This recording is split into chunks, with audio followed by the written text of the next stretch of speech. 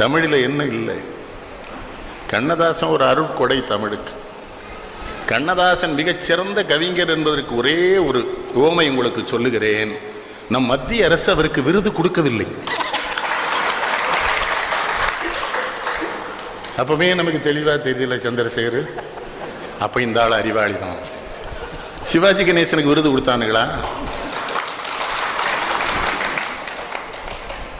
அழுகையில் படம் பார்ப்போரை அழவைக்கும் நடிக வேந்தே விழுமைய பொருளை எல்லாம் வெடிகளில் காட்டு மன்னா எழு கடல் உலகில் வந்து 8வது நின்று எழும் கலை கடலாய் நின்றா இனேனே. யாரு? கண்ணதாசன் பாடுவார் அவரை. சிவாஜி தொழுகையில் தொடங்கி அந்த தொடர்ச்சியில் ரசத்தில் ஒன்றாம் அழுகையை பற்றி பாடும் அருகதை எனக்கே உண்டும்பார்.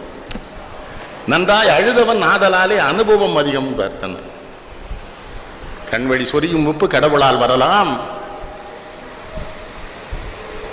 பெற்ற மகனால் வரலாம், மண் வழி வரலாம், தன் மனைவியின் வழியில் வரலாம், நண்பர்கள் வழியிலே தான் நான் கண்ட கண்ணீர் உப்பு.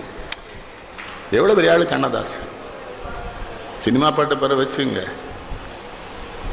தமிழ்தாய் வாழ்த்து அவர் பாடியிருக்க விதங்கள். கதிர் வெடித்து பிழம்பு விழ கடல் உதித்து சூடாற்ற முதுமை மிகு நிலப்பரப்பின் முதற்பிறப்பு தோன்றிவிட நதி வரும் முன் மணல் தரும் முன் நலம் வளர்த்த தமிழ் அணங்கே பதி மதுரை பெருவெளியில் பாண்டியர்கை பார்த்த விளையம்பார். நம்ம உலகம் சொல்றோம்ல, விஞ்ஞானத்துல சூரியன் வெடிச்சது, அதில் உலகம் வந்து அது கதிர் வெடித்து பிழம்பு விழ கடல் குதித்து சூடாற்ற முதுமை மிகு நிலப்பரப்பின் முதற்பிறப்பு தோன்றிவிட நதி வரும் முன் மணல் தருமுன் நலம் வளர்த்த தமிழனங்கே.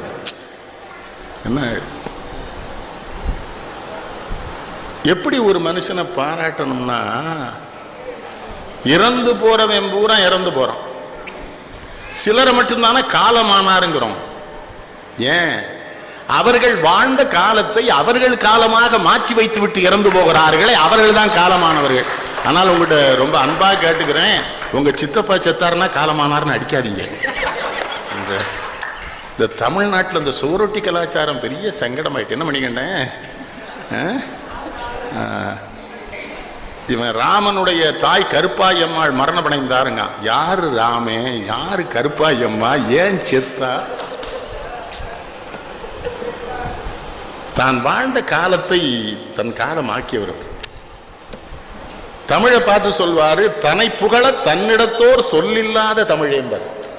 தன்னை புகழ தன்னிடத்தோர் சொல்லில்லாத தமிழே என் தாயே நின் பாதம் போற்றி நினைப்பிலெழும் அத்தனை வடிவம் என்று நிழலாக தோன்றிடினும் சிறிய நெஞ்சி நினைப்பினைக்கு மதிப்பீந்து வாழ்த்தேன் உன் நிழல் கண்ட யானும்.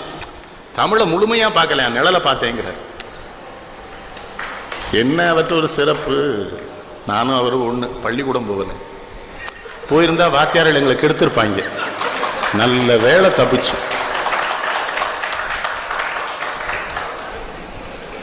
எங்கள் தந்தையார் சொன்னாங்க, நல்ல வேலை போகலையா, பொழைச்சிட்டீங்க.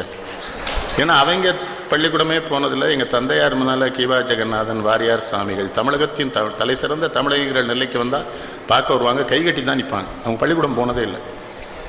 கல்லாடம் தலைகளை சொல்லுவாங்க. அவங்க என்கிட்ட சொன்னது, பாரதியாருக்கு பிறகு கண்ணதாசன் தாண்டா கவிஞர்மாங்க. 8வதா பிறந்தவர் கண்ணதாசன். ஒன்றும் அவராக பேர் வச்சுக்கல. வலம்புரி சோமநாதன்ட்ட வேலைக்கு போகிறாரு. வலம்புரி சோமநாதன், தம்பி உன் பேர் என்னன்னு கேட்குறாரு. அப்போ கம்பதாசன் பாரதிதாசன்லாம் இருந்தோன்னு இவரா சும்மா கண்ணதாசன் இருக்கார், அந்த பேர் நின்றுடுச்சு. அவர் பேர் முத்தையா. முத்தையா அந்த கடவுளை பற்றி அவர் பாடினது கூட பாருங்க. திருமுருகாற்றுப்படைய அந்த அந்த அந்த படத்தில், தேவருடைய படத்தில் ரொம்ப சின்னதாக சொல்லிடுவார். இந்த அறுவடை வீடு கொண்ட திருமுருகா, திருமுருகாற்றுப்படை தனியே வரும் முருகா. அதுபடி வேண்டிய மாம்பழத்தை கணபதிக்கு அந்த வெள்ளி பனித்தலையர் கொடுத்ததற்கு ஆண்டியின் கோலம் கொண்டு. பிள்ளையார் தானே நம்ம நாட்டின் சுரண்டல் வர்க்கத்தின் முதல் தலைவர். என்ன சொல்றீங்க? நம்ம கட்சியிலலாம் அப்படி பிள்ளையாரா தானே மேலே இருக்கான். நம்ம முருகன் பூரா தெருவில் இன்னும் மயிலில் சுற்றிக்கிட்டு இருக்கோம். என்ன தலைவரை? என்ன சொன்னார் சிவபெருமான்? உலகத்தை 3 முறை சுற்றி வரவனுக்கு தானே பழம்னாரு. முருகன் தானே ஒழுக்கமாக சுற்றிட்டு வந்தான். இந்த ஆங்கிலத்தில் ஃபிளாட்டரிங்கிறாங்களா, புகழ்ந்து ஏமாத்துறத முதல்ல தோக்குனர் பிள்ளையார் தான். அதனால தான் அந்த ஆளுக்கு கல்யாணமே ஆகலை. அந்த துரோகத்துக்கு தான். வேண்டிய மாம்பழத்தை கணபதிக்கு அந்த வெள்ளி பனித்தலையர் கொடுத்ததற்கு ஆண்டியின் கோலம் கொண்டு மலை மீது நீ அமர்ந்த பழனி ஒரு படைவு. ஒரு பெரும் தத்துவத்தின் சார் எடுத்து நல்ல ஓமனம் மந்திரத்தின் பொருள் உரைத்து தந்தைக்கு உபதேசம் செய்த மலை எங்கள் தமிழ் திருநாடு பெற்ற சுவாமி மலை. அது என்னது? நம்ம கடவுளர் வணக்கம்லாமே செய்தி. நமக்கு நம்ம என்ன பண்ணிட்டோம்? மூதாதையர்களை பூரா முட்டாள்கள் என்று சொல்லிவிட்டு நாம் முட்டாள்களாக வாழ்ந்து கொண்டிருக்கிறோம். தந்தையே ஆனாலும் சரி, மகன் தந்தையை விட அறிவுடையவனாக இருந்தால் அந்த தந்தை அவனிடம் பாடம் கேட்கிற பொழுது முறையாக கீழே இருந்துதான் பாடம் கேட்க வேண்டும். குரு அவன், அவன் மகன் அல்ல என்று உணர்த்தியதுதானே முருகனும் சிவனும் நடத்திய அந்த விளையாடல். அது ஒரு பெரும் தத்துவத்தின் சாரெடுத்து நல்ல ஓமனும் மந்திரத்தின் பொருள் உரைத்து தந்தைக்கு உபதேசம் செய்த மலை. அதுல சிறப்பு இல்லை, எங்கள் தமிழ் திருநாடு பெற்ற சுவாமி மலை. என்ன அது? இல்லைன்னா திருவிளையாடல் எழுதுவார் பார்த்தீங்களா, தாய்க்கு ஒரு பழி நேர்ந்தால் மகற்கு இல்லையோ. யார்கிட்ட? சிவபெருமான்கிட்ட பானபத்திரர் பாடுவான், உங்க அம்மா தமிழுக்கு ஆபத்துடாங்க. சிவபெருமானுக்கு அம்மா தமிழ்னு சொன்ன ஒரே ஆள் கவியரசர் கண்ணதாசன். சிவபெருமானுக்கு அம்மா யாரு? எங்க அம்மாடா தமிழ் தாய். எனக்கெல்லாம் பெரிய வாய்ப்பு. எங்கள் அம்மா என்கிட்ட ரொம்ப அன்பாக இருந்தாங்க. நான் அவர் பின்னாலே தெரியணும். அந்த காலத்தில் போவேன். திருநெல்வேலிருந்து 200 அனுப்பாங்க. இப்போ 200 அப்போ 20,000 அது. நான் ஒரு கிறுக்கு மாதிரி அவர் பின்னாலே போவேன். அவர் இத்தனை பெரிய கவிதை வடிவம் கொண்டவராக வருவதற்கு காரணம் அவருடைய ஆழ்ந்த கல்வி. இப்போ நிறைய பையங்க கவிதை எழுதுறாங்க. அவங்கள்ட்ட என்னுடைய வேண்டுகோள், நல்ல எழுதுங்க, அந்த புஸ்தகத்தை எங்கள்கிட்ட கொண்டு தராதீங்க, தாங்க முடியல அப்பா. திருவாசகமும் தேவாரமும் திருமாய்மொழியும் கம்பனும் வில்லியும் படிக்காமல் கவிதை எழுதாதே. அது உள்ள வாங்கி போட்டிருந்தா தானே கவிதை எழுதுகிற பொழுது சொல் வரும் உனக்கு. அதுல சில பையங்க நல்ல பையங்க என் கவிதையே எழுதி என்கிட்டே கொண்டு காட்டுறோம். நான் என்ன பண்ணேன்? அதில் ஒருத்தன் சொன்னான், அண்ணாச்சி இதெல்லாம் நம்ம கவிதைன்னா. அவன் நம்முடைய வாரிசாக உருவாகி கொண்டிருக்கிறான், நீ ஒன்று வருத்தப்படாது. திருவாசகம் முழுமையாக படிச்சிருந்தார், கம்பனை முழுமையாக உள்வாங்கி இருந்தார். அது செட்டி நாட்டுக்காரர்களுக்கே உண்டான பண்பு. இந்த நகரத்தார்களே அதெல்லாம் படிக்கணும். இப்போ எங்கள் வீட்டில எல்லாம் சிறு வயதில் தேவாரம் சொல்லணும்னா சாப்பிட முடியாது. காலைல தந்தையார் கூப்பிடுவாங்க, ஒரு திருவாசகம் சொல்லணும், தேவாரம் சொல்லணும், குடிச்சிட்டு நல்ல நெற்றி நிறைய திருநீர் விடணும். எல்லாத்தையும் முட்டாள்தனம்னு சொல்லி கொடுத்துட்டோமே. பிள்ளையார் முன்னால் தோப்புக்கரணம் போடுறோம்ல கணேசன், இந்த அதான் கணேசன்ட்ட தான் சொல்லணும். அதை இந்த 2 காதியம் இந்த செவி மடலை அடிக்கடி இழுத்து விட்டா புத்தி கூர்மையாக வேலை செய்யணும். இப்போ ஜெர்மனில் கண்டுபிடிச்சிருக்கான். அதை ஹிந்துவில் எழுதுறான். The German scientist are saying. ஒன்று செருப்பை கொண்டு அடிச்சானடா, உங்கள் ஒப்பனும் தாத்தாவும் இதைத்தான் அந்த காலத்திலே இப்படி இழுடா தினசரி 100. இவனுக்கு என்ன தெரியுமா? எதுவுமே ஜெர்மன் சேஸ் ரஷ்யா சேஸ்ன்னு சொன்னா தான் உள்ள இருக்கு. அதுக்கு தான் அந்த காலத்தில் அந்த கடுக்கன் போட்டு விட்டது 2 காதலி. இப்போ அதை ஒத்த காதலை போட்டு அலையிறானே. என்னன்னு கேட்டால் அறிவு சமமாக இருக்க வேண்டான்றான். அப்படித்தானே? என்ன கவிங்கிறது? தெய்வ வடிவங்களை பாட வருகிற பொழுது கூட அவருடைய செய்தி, இறைவன்னா யாரு நமக்கு சொல்லி தருவார்? திருப்பதியில் போய் கோடிக்கணக்கில் உண்டியலில் போடுறான், அவங்க கூட பெருமாள் வருவார். அவருக்கு தான் தெரியுமா இவன் எங்கே கொள்ளையடிச்சிருக்கான்னு. அவருக்கு ஒரே ஒரு அவருக்கு மகிழ்ச்சி. அவர் என்ன தெரிஞ்சுக்கிறாரு? இன்கம் டேக்ஸுக்கு கணக்கு சொல்றதுக்கு தானே இந்த பையனை கொண்டு போடுறான். அவன் இல்லைன்னா நமக்கு எங்கே போடுவான்? அதான் அர்த்தம். ஒரே நேரத்தில் கோடிக்கணக்கில் பணம் விழுது அவர் உண்டியல்ல. ஆனால் கண்ணதாசன் என்ன சொன்னார்? உள்ளோருக்கு செல்வங்கள் சொந்தம், அது இல்லாருக்கு உள்ளங்கள் சொந்தம். இல்லாத இடம் தேடி வருவான், நம் எல்லோருக்கும் தந்தை இறைவன். எவன் இல்லாதவனா அங்கதான் கடவுள் வருவான். ஏன்னா கடவுள் மோசமான இன்கம் டேக்ஸ் ஆஃபீஸர் இருந்தால் அவருக்கு தெரியும் இவெல்லாம். நான் கோயில்களுக்கு போறதே இல்லை, சாமி பிடிக்காதுன்னு இல்லை, கோயிலில் நடக்கிறத பார்த்தா நம்மளால தாங்க முடியல. பெரிய கள்ளச்சார வியாபாரியை கொண்டு அம்மன் முன்னால முதல்ல விட்டுறானே. அவன் இந்த முறம் சைஸுக்கு ஒரு மோதிரம் போட்டிருக்கான். அவன் போட்டிருக்கிற சங்கிலி எங்கேயாவது எக்கு தப்பா சிக்கிக்கிடுமா அவ்வளவு நீளத்தில் சங்கிலி போட்டிருக்கிறான். அவன் முதல்ல நிற்கிறான். என்ன ராஜேந்திரன், நமக்கு தேவாரம் தெரிஞ்சால் நம்மளை விட மாட்டேன்றான். ஆனால் எங்கள் ஊரில் பட்டர்கிட்ட கேட்டேன், ஏன்டா இவனையெல்லாம் முன்னால் கொண்டு விடுறேன்னா, எங்கள் ஊர் திருநெல்வேலி பார்த்தீங்களா, அவன் தாமிரபரணி தண்ணியை குடிக்கிறான், ரொம்ப அறிவாக சொன்னான், அம்பாளுக்கு யாரெல்லாம் அயோக்கியன்னு காட்ட வேண்டாமாங்கிறான். என்ன அவளுக்கு தெரியாது பாரு. சொல்லடி அபிராமின்னு ஒரு பாட்டு எழுதியிருப்பாரு, வாராயோ திருமுகம் தாராயோ. அதெல்லாம் கேஸ் கோலேஷன் பண்ண படம். அது எஸ்சி அது அபிராமி பற்றா வர்றது, அவர் நிற்கிறது, நமக்கு ஒரு நம்பிக்கையே வரும். இப்போ அந்த அம்மா வந்துருவா, இவன் கூப்பிடுறதில்ல. கடவுளை அப்படி போய் கும்பிடணும். கடவுளை அத்தான சொல்றாரு, இல்லாத இடம் தேடி வருவான். அடுத்து என்ன சொல்றார், நாம் எல்லோருக்கும் தந்தை இறைவன்.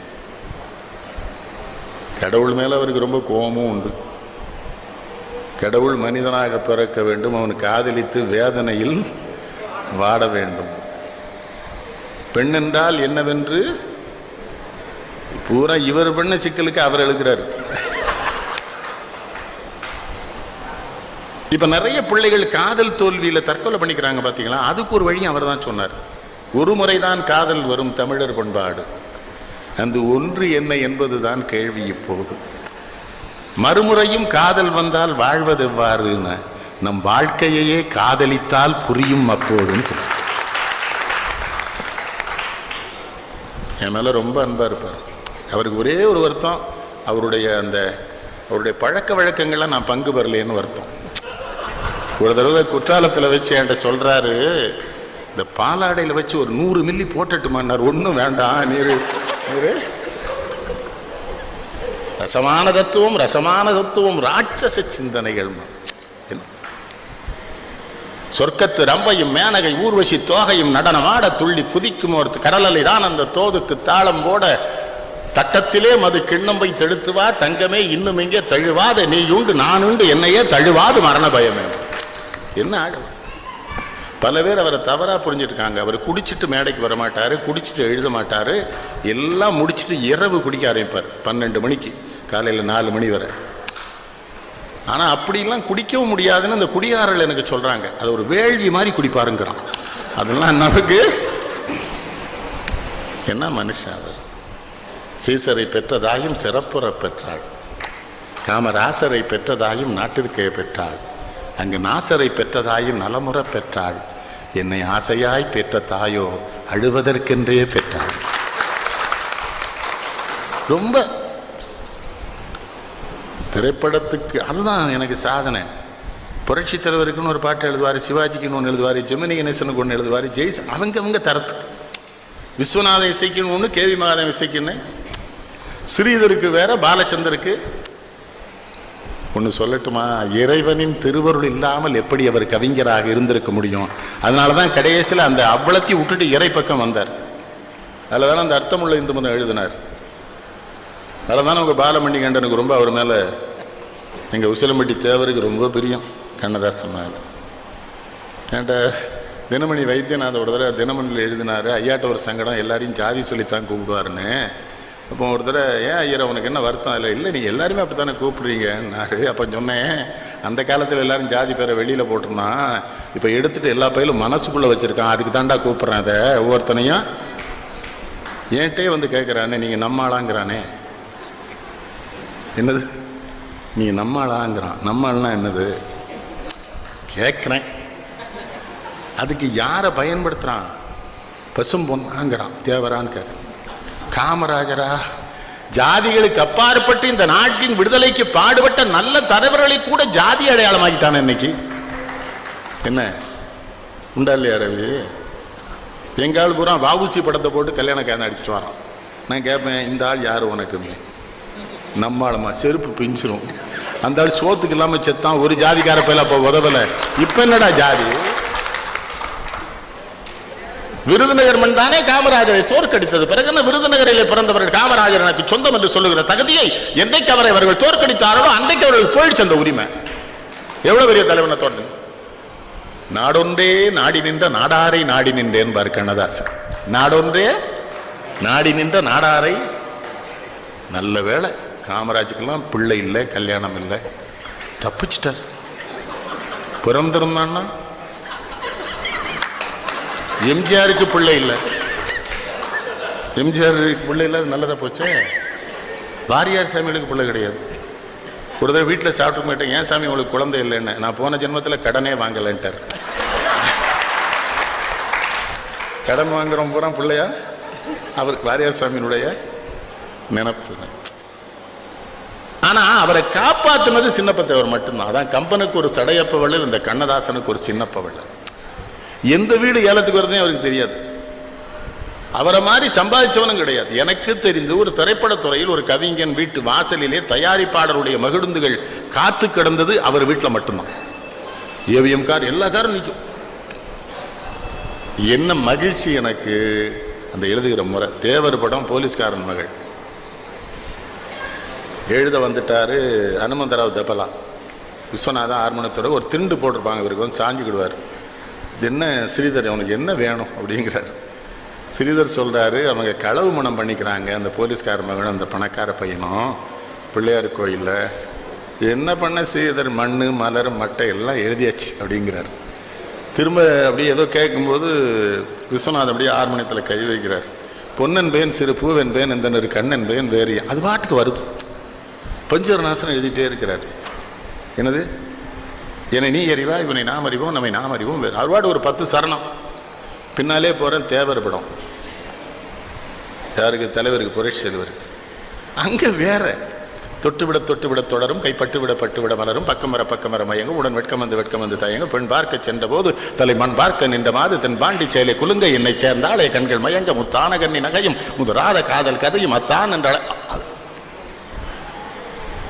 அந்த மயக்கத்தில் நான் ஒரு மேடையில் சொன்னேன், நான் உங்களை ரொம்ப காதலிக்கிறேன், நான் ஒரு பெண்ணாக இருந்தால் நான் உங்களை கல்யாணம் பண்ணிக்குவேன், ஆனால் கருப்பு நிற பெண்கள் உங்களுக்கு பிடிக்குமோ பிடிக்காதோன்னு. இந்த சண்டாளம் பதில் சொல்கிற போது சொல்கிறாரு, பெண்களில் நான் நிறம் பார்ப்பதில்லை. அன்னைக்கு காந்தி கண்ணதாசன் சொன்னான், உங்களுக்கு அப்பா இருக்கிற உறவுப்புறம் எனக்கு எழுதித்தாங்கன்னு. நான் புத்தகமாக மிகப்பெரிய மேதை, மிகப்பெரிய மேதை. சாஸ்திரி இந்த நாடே கேலி பண்ணிச்சலா குள்ளமா இருக்கிறாருன்னு. பாகிஸ்தான் போரில் வெற்றி அடைஞ்சார்ல சாஸ்திரி, சென்னைக்கு வருகிறார். தமிழ்நாடு காங்கிரஸ் சத்தியமூர்த்தி போனுக்கு வர்றார். அவர் என்ன எழுதினார் தெரியுமா? நாலடி எனவே நகைத்த சூரனை வேலடி அடித்த வேலவா வருக. முருகப்பெருமானி சூரபத்மனையும் சேர்த்து பாகிஸ்தான சூரபத்மன் ஆக்குறாரு, சாஸ்திரிய முருகன் ஆக்குறாரு. நாலடி எனவே நகைத்த சூரனை வேலடி அடித்த வேலவா வருக, கற்றூன் பிளந்த சிற்றுளி வருக. இது மொழிபெயர்த்து சொல்லிட்டே இருக்காங்க சாஸ்திரிக்கு. அவர் எந்திரிச்சு வந்து அப்படியே, இவர் நல்ல உயரம், ஆஜானுபாவா பாரு. கவிஞர் ரொம்ப அநேகமாக கவிஞரை மாதிரி அவருடைய 13 பிள்ளைகள் அவரை மாதிரி இருக்கிறது விசாலினி மட்டும்தான். அதே நிறம், அதே உயரம், அதே மாறுகன்னு அவரை மாதிரி எழுதுது அந்த பொண்ணு, ரொம்ப நல்லா எழுதுது. அதான் நான் ஒரு தடவை கேட்டேன், இது 13 தானே விசாலினின்னு. ஆமான்னாரு. இது உறுதி தானேன்னு. கேலி பண்ணுறீங்களா? இல்லை கேட்குறேன்னு. இந்த கடைசி பிள்ளை எங்கள் ஊரில் வேறு மாதிரி சொல்லுவாங்கன்னு. உடனே ரசனையாக கேட்பார், என்ன சொல்லுவாங்கன்னு. வலிச்சு விட்ட தோசைன்னு சொல்லுவாங்கன்னு. இது அது விசாரணை இப்போ பார்த்தாலும் சொல்லும். அப்பா நீங்கள் சொன்னீங்களா என்ன, இது உங்கள் ஒப்பட்டெல்லாம் தினம் மட்டும் சொல்லலையே. அவருடைய குழந்தையே ஒரு பையன் அவர்கிட்ட வந்து புஸ்தகம் வேணும்னு கேட்டுட்டு இருக்கான். இவருக்கு அவன் தான் குழந்தைன்னே தெரியல.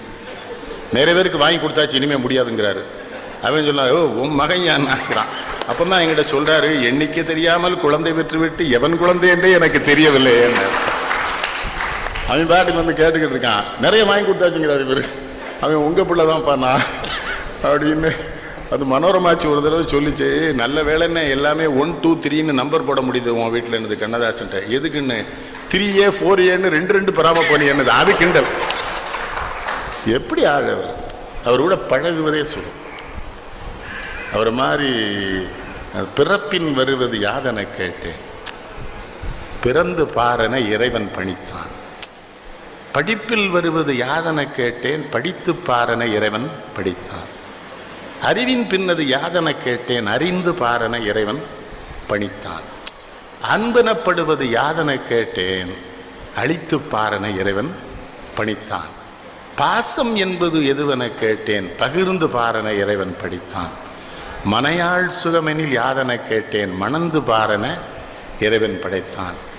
பிள்ளை பெறுவது யாதென கேட்டேன், பெற்றுப்பார் என்று இறைவன் பணித்தான்.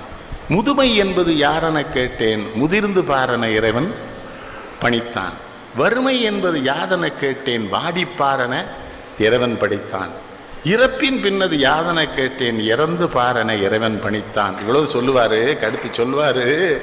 இவன் உடனே ஆண்டவன்ட்ட கேட்டான், அனுபவித்தேதான் அறிவது வாழ்வனில் ஆண்டவனே நீ என்றான் என்றேன். ஆண்டவன் அருகே நெருங்கி வந்து அனுபவம் என்பதே நான் தான் என்ன. அவர் கூட எல்லாம் வாழ கொடுத்து வச்சது நமக்கு. இந்த நல்லவர்கள் உறவு கிடைப்பதற்கே தவம் செஞ்சிருக்கும். கூடவே திரியறதுலாம் சாதாரண விஷயமா? குடி வேற. அது அவர் இந்த ஒரு கோப்பையிலே என் குடியிருப்புன்னு அவர் எல்லாம் தப்பா, அது ஒன்றும் கிடையாது. உமர் கயாமனுடைய பாடலை மொழிபெயர்த்து அவர் பாண்டது அந்த படத்தில். அதிலே சொல்லுவாங்க, உமர் கயாம் பாடலின் மொழிபெயர்ப்பை கவிஞர் பாடுவார். உடனே அவர் தன்னை எழுதியிருக்காரு. உமர் கயாம் அவரு ஒன்று போல வந்திருக்காங்க. அதுக்கு என்ன பண்ண முடியும்? உமர் கயாம் குடியானம் தான். அரபு நாடுகளில் உங்களுக்கு தெரியும், மன்னரோ இளவரசரோ அரச குடும்பத்தை சார்ந்த யார் வந்தாலும் தெருவில் ஒருத்தன் இருக்கக்கூடாது. ஒரு தடவை இளவரசன் வருவான், உமர் கயாம் நடு ரோட்டில் உட்காந்துருக்கான். அந்த காவலர் போய் வெட்ட போறாங்க. இளவரசன் சொல்றான், அவன் பள்ளி தோழன், விட்டுருங்க. பக்கத்தில் போறான். என்ன உமர் அப்படிங்கிறான். நான் இளவரசன் தெரிகிறதாங்கிறான். உமர் கயாம் பதில் சொல்றான், அதனால் தான் நீ இருக்கிறாய், நான் உட்கார்ந்து இருக்கிறேன்கிறான். அதுக்குள்ள ஒரு செய்தி இருக்குது. பதவிகளுக்கு போனேன்னா எல்லா இடத்துலையும் உட்கார்ந்துட முடியாடா. நான் கவிஞன், தெருவில் உட்கார்ந்துருக்கேன். நீ இப்போ உன்னை இளவரசர் நில அந்த மண்பாண்ட கடையை பாருங்கிறான். இளவரசன் பார்க்குறான். அதுக்கு பேருங்கிறான் பானை, இதுக்கு பேர் செம்பு, அதுக்கு பேர் மூடி. ஒவ்வொன்றா சொல்லிட்டு இருந்தோம். உமர் கயாம் சொல்லியிருக்கான், எல்லாம் மண் அப்படின்னு. நீ இளவரசனம் அல்ல, நான் நம்ம எல்லாரும் மண் தானே. இந்த செல்போனை கொஞ்சம் அணைச்சி வச்சிருங்களேன். ஓ இவனே பண்ணுறானோ பாட்டுக்கு கோவத்தில் மைக்கை உருவி விட்டுறக்கூடாது. அது வேற யாரோ நினைச்சேன், உள்ள யாரோ பண்ணுறாங்களோ. நல்ல கருவி அது, நல்ல கண்டுபிடிப்பு. ஆனால் ஒரு சபையில் வந்து அதை அணைச்சிடும். இல்லை அந்த சபையை விட்டு வெளியேறிடும். பண்பு அது. நான் ஒன்றும் எழுதி வச்சுட்டு வந்து பேசலை. அது வந்தால் தான் உங்கள்கிட்ட எக்ஸ்டம் போகிறான். அது இடையூறு இருந்தால் நம்ம சிக்கல் சண்முக சுந்தரம் மாதிரி வெடி போட்டால் நாயனை வேலை செய்யாது. தில்லான மோனாம்பாள் நினைவு இருக்கா? அந்த பாட்டை மறைந்திருந்து பார்க்கும் மர்மம் என்ன? அழகர் மலை அழகா, இந்த சிலை அழகா. யார்? பத்மினி. நாங்கள்லாம் ஒரு காலத்தில் அந்த அம்மாவை தான் நினச்சிட்டு இருந்தோம். என்ன பண்ண, அந்த அம்மா சிவாஜி கணேசனுக்கே கிடைக்கல. நம்ம என்ன பண்ண முடியும் ராஜேந்திரன்? சிவாஜிட்ட ஒரு தடவை சொன்னேன், ஏன்னா எனக்கு பத்மினியை ரொம்ப பிடிக்கும். என்ன பிள்ளை, என்ன நீ ரொம்ப பண்ணுற? இல்லைனா உனக்கு கிடைக்கல, எனக்கு பண்ணாங்க. நாங்கள் ரொம்ப அன்பு செலுத்தினோம். அவர் சொன்னார், எங்கள் அம்மா விட மாட்டேன்ட்டாங்கன்னார். ஒரு மிகப்பெரிய கலைஞன் அவன் விரும்பிய பெண்ணை கூட திருமணம் செய்ய முடியாத அளவுக்கு குடும்ப தடைகள் இருந்தன அந்த நாட்டில். என் நண்பர் கணேசன் சொல்றாரு, அவர் 2வது மகன் வக்கீலுக்கு படித்தாரா, அங்கே ஒரு நாயுடு பிள்ளைய காதலிச்சார், நான் கல்யாணம் பண்ணி வச்சுட்டேன்னாரு. வாழ்த்துறேன் கணேசன். அதெல்லாம் அது அவளும் வக்கீல், அவனும் வக்கீல், அவனுக்கு பிடிச்சிருக்கு, அவன் தானே வாழ போகிறான். என்ன சொல்கிறீங்க? இப்போ என்னுடைய பையன் திரைப்படத்துறைக்கு போகும்போது என் மனைவி ரொம்ப ஆசையாக அனுப்பிச்சாங்க, பாலுமந்திராட்ட அசோசியேட்டாக. அப்போ என் மனைவிட்ட சொல்லிட்டேன், இந்த பாரு அங்கே அவன் யாரையும் காதலிச்சான் வச்சான்லாம் என்கிட்ட சொல்லக்கூடாது, நான் கல்யாணம் பண்ணி வச்சுனேன். ஐயோண்ணா அப்போ சினிமாவுக்கு அனுப்புறேன்ல. நான் அவன்கிட்ட சொல்லிட்டேன், நீ யாரை காதலிச்சாலும் அப்பாட்ட சொல்லியிருப்பான்னு சொல்லிட்டேன்னா அவன் அந்த வேலையே பார்க்கல, ஒழுங்காக இருந்துட்டான். இது குழந்தைகிட்ட அப்படி சொல்லி தரணும். குழந்தைகிட்ட நீங்கள் மிரட்டினீங்கன்னு வைங்க, படிக்காது. தாய்மார்கிட்டையெல்லாம் சொல்கிறேன், 5 வயசுக்கு அப்புறம் பள்ளிக்கூடத்துக்கு அனுப்புங்க. என்ன பாவம் செய்து உங்கள் வயிற்றில் பிறந்ததோ அதனை சண்டாளங்களா 3 வயசுலேயே அதை ஒரு ரிக்ஷாவில் தூக்கி போட்டு அதுக்கு ஒரு டை கட்டி ட்ராயரு பூட்ஸு. அந்த பிள்ளை சொல்லுது, எங்கள் தாத்தா ராமசாமி படையாச்சு ஒத்த வேட்டியோட தானே அலைஞ்சான், எனக்கு எதுக்கு இத்தனை கட்டி விடுறேங்குது. திரும்பி சாயங்காலம் வரும்போது பூட்ஸு கழுத்தில் தொங்குது, டை கையில் இருக்குது, அதை டன்னு வருது. என்னான்னு கேட்டால், இந்த நாட்டு தட்பவெட்ப நிலைக்கு ஏற்ற உடையா எனக்கு தந்திருக்கிற. பிள்ளைகள் மேலே அவருக்கு என்ன பாசம். காதலுக்கெல்லாம் அவர் எழுதின மாதிரிலாம் பாட்டு பையன் அவன் எழுதுனான். நான் பேச நினைப்பதெல்லாம் நீ பேச வேண்டும், ஒன்று போதுமே. நாளோடும் பொழுதோடும் உறவாக வேண்டும். நான் காணும் உலகங்கள் நீ காண வேண்டும். அடுத்து ஒரு செய்தி பாருங்க, நீ காணும் பொருள் யாவும் நானாக வேண்டும். அதான் பெண். எது? நான் காணும் உலகங்கள் நீ காண வேண்டும், ஆனால் நீ காணும் பொருள் யாவும், பாலோடு பழம் யாவும் உனக்காக வேண்டும். அதான் பெண்ணு. அவ சாப்பிடுவேன்னு சொல்ல, பாலோடு பழம் யாவும் உனக்காக வேண்டும். பாவை, நீ பாலும் பழமும் சாப்பிட்டு பசியாரிட்டேன்னு வச்சுக்க, பாவை உன் முகம் பார்த்து பசியார வேண்டும். பெண்களுக்கு சொல்றேன், இப்படி இருந்தீங்கன்னா பசி ஆறும். அவனை படுத்தப்படாது. உங்களுக்கு தான் சொல்றேன், ஆம்பளைகளுக்கும் உடனே கைதட்டாதீங்க. 2 பேரும் சேர்ந்ததான வாழ்க்கை. நமக்கு இவ தான் மனைவின்னு இறைவன் திட்டம் போட்டிருக்கான். அவள் மனைவியா வந்துட்டான். இனிமே வருத்தப்படப்படாது. அவ வருத்தப்படுறாளா? அவட்ட தனியா கேட்டா அவளுக்கு ரொம்ப வருத்தம் இருக்கும். ஒரு சமூக கட்டுப்பாட்டுக்காக சொல்ல மாட்டேங்கிறாவா. ஒரு பெருந்தன்மையா சொன்னா இந்த ஆள் வருத்தப்படுவான், என்னத்துக்கு, ஏதோ இந்த நாய்க்கு நம்மளை கொண்டு, அது மனசுக்குள்ள நினைக்கிறா. ஓட்டுறாளா இல்லையா வண்டிய? அப்போ பாலோடு பழம் யாவும் உனக்காக வேண்டும் என்று சொல்வது பெண்ணால் மட்டும்தான் முடியும். ஏனென்றால் பெண் பிறக்கிற பொழுது பெண்ணாக மட்டும் பிறக்கவில்லை, தாயாக பிறக்கிறாள் என்பது தமிழ்நாடு. பிச்சை எடுக்க வர்றவன் எவனாவது அப்பா தந்தையன்னு கேட்கானா? அம்மா தாயன்னு தான் கேட்கான். என்னத்துல வர அப்பா தந்தை என்னன்னா குடும்பத்தில் பிரச்சனை வந்துடும். அதையும் நீங்க தெரிஞ்சுக்கணும். அவ கேட்பா, பிச்சை எடுக்கிறவன் அப்பா தந்தை இருக்கிறான் ஒண்ணு சரியா? நான் சொல்றது புரியுதுங்களா? அப்போ பாலோடு பழம் யாவும் உனக்காக வேண்டும் என்று சொல்லுகிற இடத்தில் அவள் காதலி அல்ல, மனைவி அல்ல, தாய். ஒரு தாயாக இருப்பதனாலதான் சொல்றா, பாவை உன் முகம் பார்த்து பசியார வேண்டும். அடுத்து சொன்னா பாருங்க, அதான் மனதாலும் நினைவாலும் தாயாக வேண்டும். யாரு? நானாக வேண்டும். அடுத்து சொன்னா மடி மீது விளையாடும் சேயாக வேண்டும், நீயாக வேண்டும். என்ன அதுக்குள்ள என்ன செய்தி? மடி மீது விளையாடுகிற சேயாக காதலனை கணவனை பெண்கள் கொண்டாடினால்தானே மடி மீது சேய் விளையாடும். என்ன என்னமோ ஒருத்தருமே ஒன்றும் பண்ணாத மாதிரி நான் சொல்ற மாதிரி சிரிக்கிறாங்களே, அது அயோக்கியத்தனமா இல்லை? என்ன ராஜேந்திர, இவ்வளவு பெரிய அயோக்கியத்தனம் நடக்கும் ஊர்ல, அவங்க பாட்டு சிரிக்கிறாங்களே, என்ன அர்த்தம்? என்னமோ நெல்லைக்கண்ணனுக்கு வேலை சொல்லி இல்லாமல் இங்கேருந்து வந்து சந்திரசேகரன் கூட்டம் மாதிரி, செல்லத்துறை கூட்டம் மாதிரி நம்ம வாழ்க்கையை சுவைப்பதற்கான வழிவகைகளை அவன் சொன்னான் கண்ணதாஸ். ரசிக்க வேண்டாமா வாழ்க்கைய? இந்த உன்னை காணாத கண்ணும் கண்ணல்லன்னு நினைக்கும், உன்னை எண்ணாத நெஞ்சும் நெஞ்சல்ல, நீ சொல்லாத சொல்லும் சொல்லல்ல, நீ இல்லாமல் நானும் நானல்ல. அதான் பொண்ணு, அதான் பெண்ணு. நீ இல்லைன்னா நான் இல்லடாம்பா பொம்பளை. இவன் தான் என்ன சொல்லணும். கல்யாணம் ஆகி 20 வருஷம் வாழ்ந்திருக்கான், 2 பிள்ளை பத்திருக்கிறான். அப்புறம் நம்மகிட்ட சொல்றான், அண்ணாச்சி எனக்கு தென்காசியில தான் பொண்ணு பார்த்தாங்கிறான். இவனை செருப்பால் அடிக்கணுமா வேண்டாமா? இல்லை, அவன் தான் 20 வருஷம் பிள்ளை 2 தென்காசி தான். அவன் என்ன சொல்ல தெரியுமா? எனக்கு மதுரையில தான் மாமா டாக்டர் மாப்பிள்ளை பார்த்தாங்க. ஏன் விதி? உடனே சொல்றான், என்ன நீ மட்டும் சொன்ன? அதான் உன்னை காணாத கண்ணும் நீ சொல்லாத சொல்லும் சொல்லல். அதுல முடிப்பான் பார்த்தீங்களா அந்த பாலும் பழத்துல, சொல்லென்றும் மொழியென்றும் பொருளென்றும் இல்லை, சொல்லாத சொல்லுக்கு விலையேதும் இல்லை. அது என்ன தெரியுதா உங்களுக்கு? கண்ணோடு கண்ணினை நோக்கோக்கின் வாய்ச்சொற்கள் என்ன பயனும் இல்லைன்னாலாம் வள்ளுவன் அதான சொல்றாரு. சொல்லாத சொல்லுக்கு சொல்லவே வேண்டாண்டா. அது அது இப்போ வேற மாதிரி எழுதலாம். கண்ணும் கண்ணும் கொள்ளையடித்தால் நினைப்பான். அட விளங்கா பயிலுவா நோக்கியாங்க. அந்த நோக்கியாங்கிற பேர் அந்த போனுக்கு ஏன் வந்தது தெரியுமா? அதை கண்டுபிடிச்ச 2 ஜப்பான் இளைஞர்களுக்கு அவங்க ஊருக்கு உலகம் பூரா பேர் வரணும்னு நினைச்சான். அவன் ஊர் பேர் நோக்கியா, அதை அதுக்கு வச்சான். இங்க எல்லாத்துக்கும் தான் பேரையே வச்சுட்டான் நூலை. அவன் பாருங்க ஊர் பேரை வைக்கிறான் நோக்கியான்னு. நம்மளால் வைப்பானா சந்திரசேகர்? அது போல நீ சொல்லாத சொல்லும் சொல்லல்ல என்பது வேறொன்றும் இல்ல. இவ காதலிக்கிறா, இவ சொல்றா உன்னை காணாத கண்ணும் கண்ணல்லன்னு. அவன் ஒரு பார்வை பார்க்கிறான் பார்த்தீங்களா, அது இவளுக்கு புரியுது. நீ சொல்லாத சொல்லும் சொல்லல்ல, நீ கண்ணால சொன்னடா, நான் புரிஞ்சுக்கிட்டேன். இங்க நீ ஒரு பாதி நான் ஒரு பாதி, இதில் யார் பிரிந்தாலும் வேதனை பாதி. காலங்கள் மாறும், காட்சிகள் மாறும். அது என்ன தெரியுமா? நாம் எத்தனை வயதாகி முதிர்ந்தாலும் நமக்குள்ளே இந்த காதல் இருக்க வேண்டும். காலங்கள் மாறும், காட்சிகள் மாறும், காதலின் முன்னே நீயும் நானும்.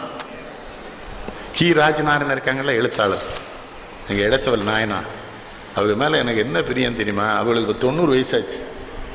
அவங்க துணைவியாருக்கு ஒரு 87 வயசு இருக்கும். நம்ம மல்லிகைப்பூ வாங்கி கொண்டு கொடுத்தா கூப்பிட்டு அவர் தான் தலையில் வைப்பார் சந்தோஷமா. பாடுறா, நான் இன்னும் அவளை காதலிச்சுக்கிட்டு இருக்கேன் பாரு. அதைத்தான் அவர் சொன்னார். காலங்கள் மாறும், காட்சிகள் மாறும், காதலின் முன்னே நீயும் நானும். ஒரு தெய்வம் இல்லாமல் கோயிலும் இல்லை, ஒரு கோயில் இல்லாமல் தீபமும் இல்லை. நீ எந்தன் கோயில், நான் அங்கு தீபம். அதான் பெண்ணுடைய அறிவு. நீ கோயில்டா, ஆனா நான் வந்ததுக்கு அப்புறம் தான் உனக்கு வெளிச்சம் வருங்க. அதுக்குள்ள அவ சொல்ற செய்தி வேற. நீ கோயில் தான், ஆனா இருட்டத்தான் இருப்ப. பெண்ணு தீபமா வந்த அத்தானே நம்ம பெண்க பெரியவங்க சொல்றாங்கல்ல, வீட்டுக்கு விளக்கேற்றி வைக்க ஒரு பெண்ணை கூட்டு வந்தோம்னு. நீ எந்தன் கோயில், நான் அங்கு தீபம். தெய்வத்தின் முன்னே நீயும் நானும் வேறல்ல. அதுதான் காதல். நம்ம காதலை தெய்வம் அங்கீகரிக்கணும். புரியுதா? எங்க நம்ம காதலிக்கிற வயசெல்லாம் போயிட்டு. ஆனாலும் காதலிக்கலாம், தப்பு இல்லை. அம்மாவை காதலிக்கலாம், பிள்ளைய காதலிக்கலாம், நாட்டை காதலிக்கலாம். நாட்டை காதலிக்கலாம் தானே. இந்த காதல் பாட்டில் இந்த ரெண்டும் தான் என்னை ரொம்ப பாய்ச்சேன். நான் பேச நினைப்பதெல்லாமும், அப்புறம் என்ன யாரென்று எண்ணி எண்ணி நீ பார்க்கிறாய். அந்த காலத்தில் இந்த படங்களும் அப்படி வந்தது ஐயா. இப்போ அந்த ஸ்ரேயா உடுத்தவே மாட்டேங்கல, முதலமைச்சர் விழாவுக்கும் அவளை கூட்டு வந்துடுறாங்க. என்னன்னு கேட்டேன். வயதானவர்கள் மகிழ்ச்சியாக இருப்பதற்காக திரைப்படத்துறை. அண்ணா பல்கலைக்கழகத்தின் 100ஆண்டு விழா மண்டபத்தில் திரைப்படத்துறை விழா நடத்துகிறார்கள் என்றால் இந்த நாடு தேருமா? ஸ்ரேயா, தமன்னா, இப்ப ஜெனிலியாவா, சிவகுமாருக்கு தெரியுமா? நீங்களாம் புண்ணியம் செஞ்சவங்க. நாங்க பூரா பத்மினி, சாவித்திரி, பசுவலேடி, கண்ணாம்பா. அந்த காலத்தில் நம்ம அத்தானை பார்த்தோம் தலைவா. அப்படி எனக்கு ரொம்ப ஆச்சரியமா இருக்கும். இங்கே சிவாஜி கணேசனை பற்றி அவர் எழுதுகிற பொழுதுலாம் கொதிப்பார். யார்? கண்ணதாசன். அவன் இவ்வளோ பெரிய கலைஞன், அவனுக்கு மரியாதை பண்ணலையாடாது. என்ன பண்ண, அந்த நாட்டில் விருதை விற்கிறான், வாங்குறான். நம்ம பையங்களே படிச்சதாவே சொல்ல மாட்டேங்கிறானே. மாப்பிள்ளை என்ன வாங்கியிருக்கேங்க? எம்ஏ வாங்கிட்டேங்க. வாங்கிட்டான், எம்ஏ வாங்கிட்டான். அவனை ஆங்கிலத்தில் பேச சொன்னா என்ன பண்ணுவான்? என்னது ஆங்கிலத்தில் அவனை பேச சொல்லுங்க. தாய்மாமனுக்கு இங்கிலீஷ் கேட்குறேன். அன்றைக்கு ஒரு போஸ்ட் கிராஜுவேட்டை மதர் அங்கிள்ங்க. மெட்டர்னல் அங்கிள்னு அவனுக்கு தெரியல, ஃப்ரெட்டர்னல் அங்கிள்னு அவனுக்கு தெரியல. இவன் என்ன எம்ஏ படித்து தாலி அறுக்க. இப்போ இந்தியாவில் விருது கொடுக்குறேன்னு சொல்ல மாட்டேங்கிறானே அரசாங்கம். பத்திரிகையில போடுற மத்தியில இன்னன்னார் இந்த வருடம் விருது வாங்கியிருக்கிறார்கள். அதுக்கு என்ன அர்த்தம்? அரசாங்கத்தில் விற்கிறார்கள், இவர்கள் வாங்குகிறார்கள். அதான் நான் ஒரு பெரிய கவிஞனை தமிழ்நாட்டில் வச்சுட்டு மேடையில் சொன்ன, விருதுகள் அனைத்தும் அவரே வாங்கினார், மரணம் மட்டும் தானே வந்ததுன்னு. மரணத்தை எவனாவது வாங்குவானா? அதான வாழ்க்கை என்பது வியாபாரம்னர். வரும் ஜனனம் என்பது வரவாகும், மரணம் என்பது செலவாகும். போனால் போகட்டும் போடா. இந்த பூமியில் நிலையாய் ஒன்றும் இல்லை. இதை சினிமா பாட்டாக நினைக்கப்படாது. நம்ம நாட்டை ஆள வர்ற தலைவன்லாம் இதை நினைச்சான்னா தப்பு பண்ண மாட்டான், ஒழுக்கமா இருப்பான். செத்து போவோன்னு ஒரு வேலைக்கு நினைப்பு இல்லையே, இருப்போன்னு நம்புதாம்யா. என்ன செத்துருவோண்டா. விட்டுவிட போவது, விட்டுவிட்ட உடனே உடலை சுட்டுவிட போகின்றார் சுற்றத்தார் பட்டது எந்நேரமும் சிவனை ஏற்றுங்கள். பட்டினத்தார் சொல்றாரு, இல்ல உயிர் போயிரும். பொண்டாட்டி வச்சுக்கிடுவாளா கைமணி? எத்தனை தடவை முத்தம் கொடுத்துருப்போம் சண்டாளிய, எத்தனை தடவை கொஞ்சம் இருப்போம், எத்தனை சேலை வாங்கி கொடுத்துருப்போம். அழுவா எடுக்கத்தான் ஏற்பாடு பண்ணுவான்.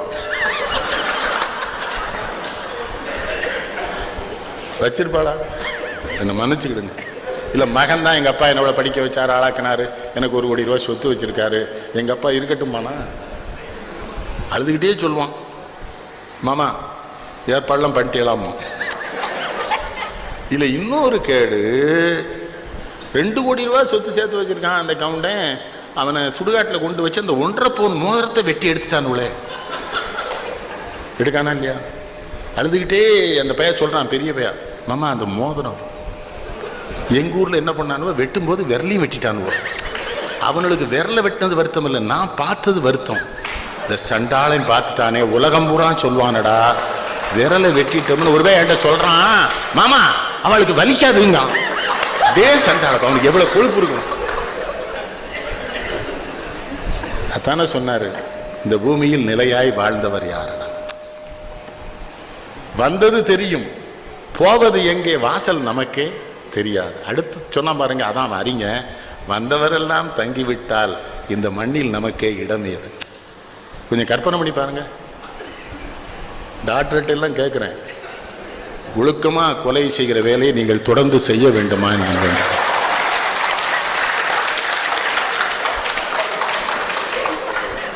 ரெண்டு சின்ன பிள்ளைகள் ரசிப்பாங்க, அதுக்கு தான் சொல்கிறேன். அவங்க என்ன மேலே வருத்தமாக பட போகிறாங்க? அவங்களால என்ன பண்ண முடியும்? எவனோ மருந்து கண்டுபிடிக்கிறான், அவன் லிட்ரேச்சர் கொடுத்துறான். இப்போ லிட்ரேச்சர் தானே doctor, they are calling it as literature இல்லையா? நீங்கள் இலக்கியம் நினைக்கிங்க, மருந்தை பற்றி எழுதி கொடுக்குறான் பாருங்கள், அதையும் லிட்ரேச்சர் தான் சொல்கிறான். இவங்க என்ன பண்ணுறாங்க, நல்ல கவனிங்க. எனக்கு மருத்துவர்களி வழக்கறிஞர்கள் ரொம்ப பிடிக்கும். ஒருத்தர் பார்த்தோன்னே கேட்பாங்க தெரியுமா, ப்ராக்டிஸ் எப்படி இருக்குன்னு கேட்பாங்க. ஆனால் இவங்ககிட்ட கேட்குறாங்க, ப்ராக்டிஸ் எப்படி இருக்குன்னு. தினசு 100 பேர் வர்றான், மாற்றி மாற்றி மருந்தை கொடுத்து பார்க்கத்தான் செய்கிறோம், நடக்கு. வக்கீல்கிட்ட கேட்டால் என்ன சொல்கிறான், நிறைய கேஸ் வருது, எல்லாமே அப்பீலுக்கு கொண்டு போயிருவேன். இது என்ன அப்பீலான, ஐ ஆம் பிராக்டிசிங் அப்படிங்கிற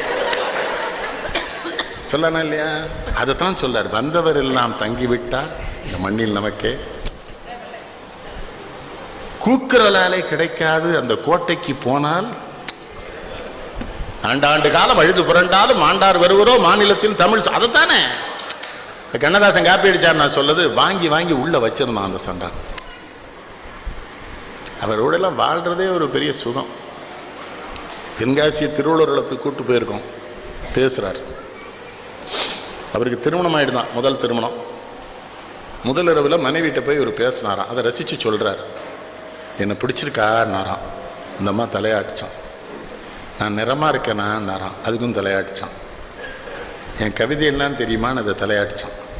நான் என்ன கேட்டாலும் தலையாட்டிகிட்டே இருந்தா அப்புறம்தான் தெரிஞ்சுது, இவளோடு நான் ரகசியம் பேச வேண்டும் என்றால் அதை பக்கத்து வீட்டுக்காரனும் கேட்பான் என்று. அந்த அம்மாவுக்கு காது கேட்காது, முதல் மனைவிக்கு. இந்த சண்டாள அதை அப்படி கிண்டல் அடிக்கிறார். இது அதே மாதிரி கண்ணிலே இருப்பது என்ன கன்னிகளமானே, காவியமோ ஓவியமோ கன்னிகளமானே, சின்ன இடை மின்னல் என்றால் கன்னிகளமானே, தென்றல் தந்த சீதனமோ கன்னிகளமானே. நம்பியாவதில் ஒரு பாட்டு பானுமதி அம்மா பாடும். இவர் சென்னையில் பேசுகிறார் கூட்டத்தில், சின்ன இடை மின்னல் என்றால் கன்னியிழமானே, தென்றல் தந்த சீதனமோ கன்னியிழமானே என்று நான் கவிதை எழுதினால் அதை பாடுகிற நடிகையின் இடுப்பு யானை தண்டிக்கு இருக்கிறதுங்கிறார் பானுமதி. ஆனால் அது நீலகண்ட ரொம்ப புத்தாலித்தனமாக பண்ணியிருப்பார். பானுமதியை பாட விட்டு ராஜசோலோச்சனை ஆட விட்டுருவார். பானுமதியால் ரசிகன் யாந்தார். வாழ்க்கையை சுவைச்சு சுவைச்சு ரசிச்சு ரசிச்சு தோல்வி வரும்போது கூட துவழலை அவர். தோல்வி அடைந்தவனெல்லாம் துவழாமல் மீண்டும் துறைகளிலே வெற்றி பெறுவதற்கு காரணமாக அவன்தான் பாட்டு தந்தான் சொல்றானே எல்லாரும். மயக்கமா கலக்கமா. கே.எஸ். ரவிக்குமார் ஒரு டைரக்டர் சொல்றான், ஊருக்கு போயிடணும், பிச்சை எடுத்தாச்சு, பசின்னு முளைக்கும் இந்த பாட்டை கேட்டேன். வாலி சொல்றாரு, திருச்சிக்கு போயிடணும்னு நினைச்சேன், இந்த பாட்டை கேட்டேன். மயக்கமா கலக்கமா, மனதிலே குழப்பமா, வாழ்க்கையில் நடுக்கமா. வாழ்க்கை என்றால் 1000 இருக்கும், வாசல் தோறும் வேதனை இருக்கும். வந்த துன்பம் எதுவென்றாலும் வாடி நின்றால் ஓடுவதில்லை. எதையும் தாங்கும் இதயம் இருந்தால் இறுதி வரையில். இப்போ நான்லாம் நிம்மதியாக இருக்கிறது எப்படி? என்ன ராஜேந்திரன், நம்ம நிம்மதியாக இருக்கலாமா? ராஜேந்திரனுக்கு 45 வருஷமாக அந்த கட்சிக்கு பாடுபட்டேன், பாதி சொத்தை விற்றேன், கண்டுக்கிடவே மாட்டோம்ட்டான். நான் கலங்கலையே. நான் என்ன பண்ணேன், அப்போ தான் ஆண்டவன், எங்கள் தந்தையார் சொல்லுவாங்க, ஒரு கதவை அடைக்கிற பொழுது இன்னொரு கதவை ஆண்டவன் திறந்து வைத்திருப்பான். நீ மூடிய கதவை தட்டி கொண்டிருந்தால் முட்டாள், இன்னொரு பக்கம் திரும்பி பாருனாங்க. அப்போ தான் தமிழ் தாய் எந்த அரியணையை என் இயக்கம் எனக்கு தரவில்லையோ அந்த அரியணையை உலகம் பூராவும் போட்டு அதிலே என்னை அமர வைத்து என் தாய் தமிழ் என்னை அழகு. அன்னைக்கு குவைத்துக்கு போயிருந்தேன். துபாய் விமான நிலையத்தில் யாழ்ப்பாணத்து இளைஞர்கள் 2 பேர் தமிழ் கடல் ஐயா எங்களோட தேநீர் அருந்துவீர்களான்னு கேட்குற பொழுது திரும்பினல்ல, எஸ்கலேட்டில் அடித்து குப்புற விழுந்துட்டேன்.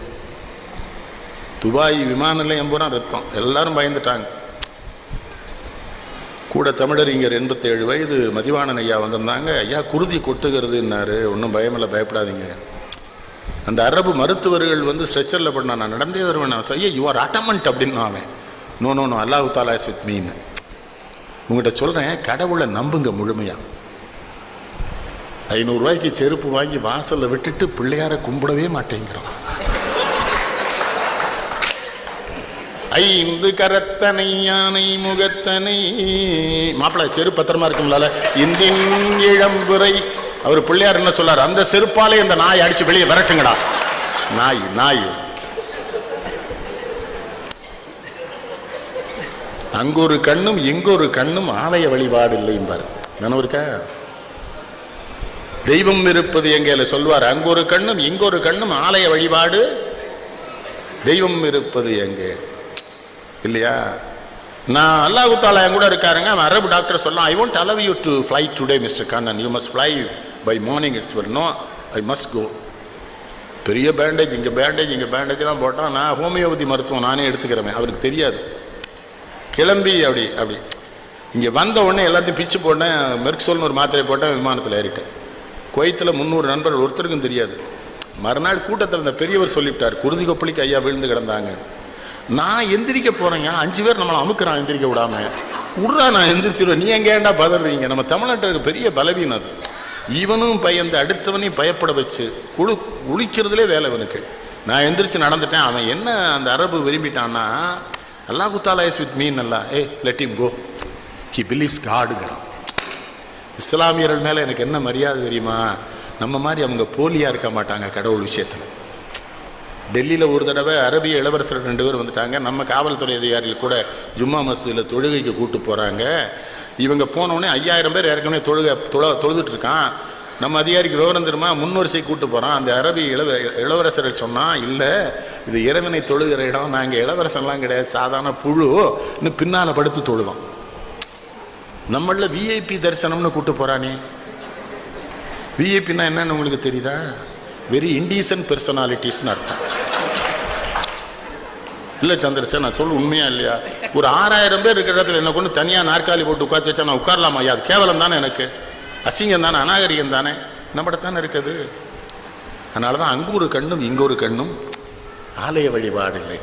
என்ன சொல்றாரு? கோயிலுக்கு போனால் மனசு ஒருமைப்படும் என்றால் கோயிலுக்கு போ, இல்லைன்னா போவார். என்ன திருப்பதிக்கு என் நண்பன் ஒருத்தன் 30 வருஷமாக போயிடுறான். ஜனவரி 1ஆம் தேதி. ஏன்னா அவர் வெங்கடாஜலபதி பிரிட்டிஷ்காரர் பார்த்தீங்களா. நம்ம ஆட்கள் போனால் ஜனவரி 1ஆம் தேதி போயெல்லாம் சாமியை கும்பிடாதீங்க, எனக்கு அவமானமாக இருக்குது. அது உங்கள் ஒப்பை வருஷப்பிறப்பாது, நம்மளை அடிமைப்படுத்தி வருஷப்பிறப்பு. அதையும் போட்டும் சர்ச்சுக்கு நீ தமிழ் வருஷப்பிறப்படைக்கு முருகனை கும்பிடு, தமிழ் கடவுளை கும்பிட ஜனவரி 1 கியூவில் நிற்கான்ல. நம்ம கோயிலையும் திறந்து வைத்தான். 30 வருஷமாக போகிறான். நான் கேட்டேன், வெங்கடாஜலபதி எப்படி மாப்பிள்ளை இருக்காருன்னு. 2 பக்கம் கனமாக இருக்குது, நடுவில் ஒரு வேட்டி தெரியுதுன்னா. அப்படி இருக்க மாட்டாரேன்னு. இவன் போகும்போதெல்லாம் அந்த பட்டாச்சாரியார் பின்பக்கத்தையே பார்த்துருக்கான், பெருமாளையே பார்க்கல. ஓகேலா? அப்போ தான் சொன்னேன், ஏல அப்படிலாம் இருக்க மாட்டார்டா பெருமாள், அப்படி தான் இருக்காருமா. இவனுக்காக அந்த வருஷம் கூட போனால் அவன் சொல்கிறான், எங்கே கும்பிட விடுறான் மாமா, ஜருகண்டின்னு தள்ளுறானா. இந்த பேதியில் போவான், பின்பக்கத்தையே பெருமாள்னு 30 வருஷம் கும்பிட்டுருக்கானே.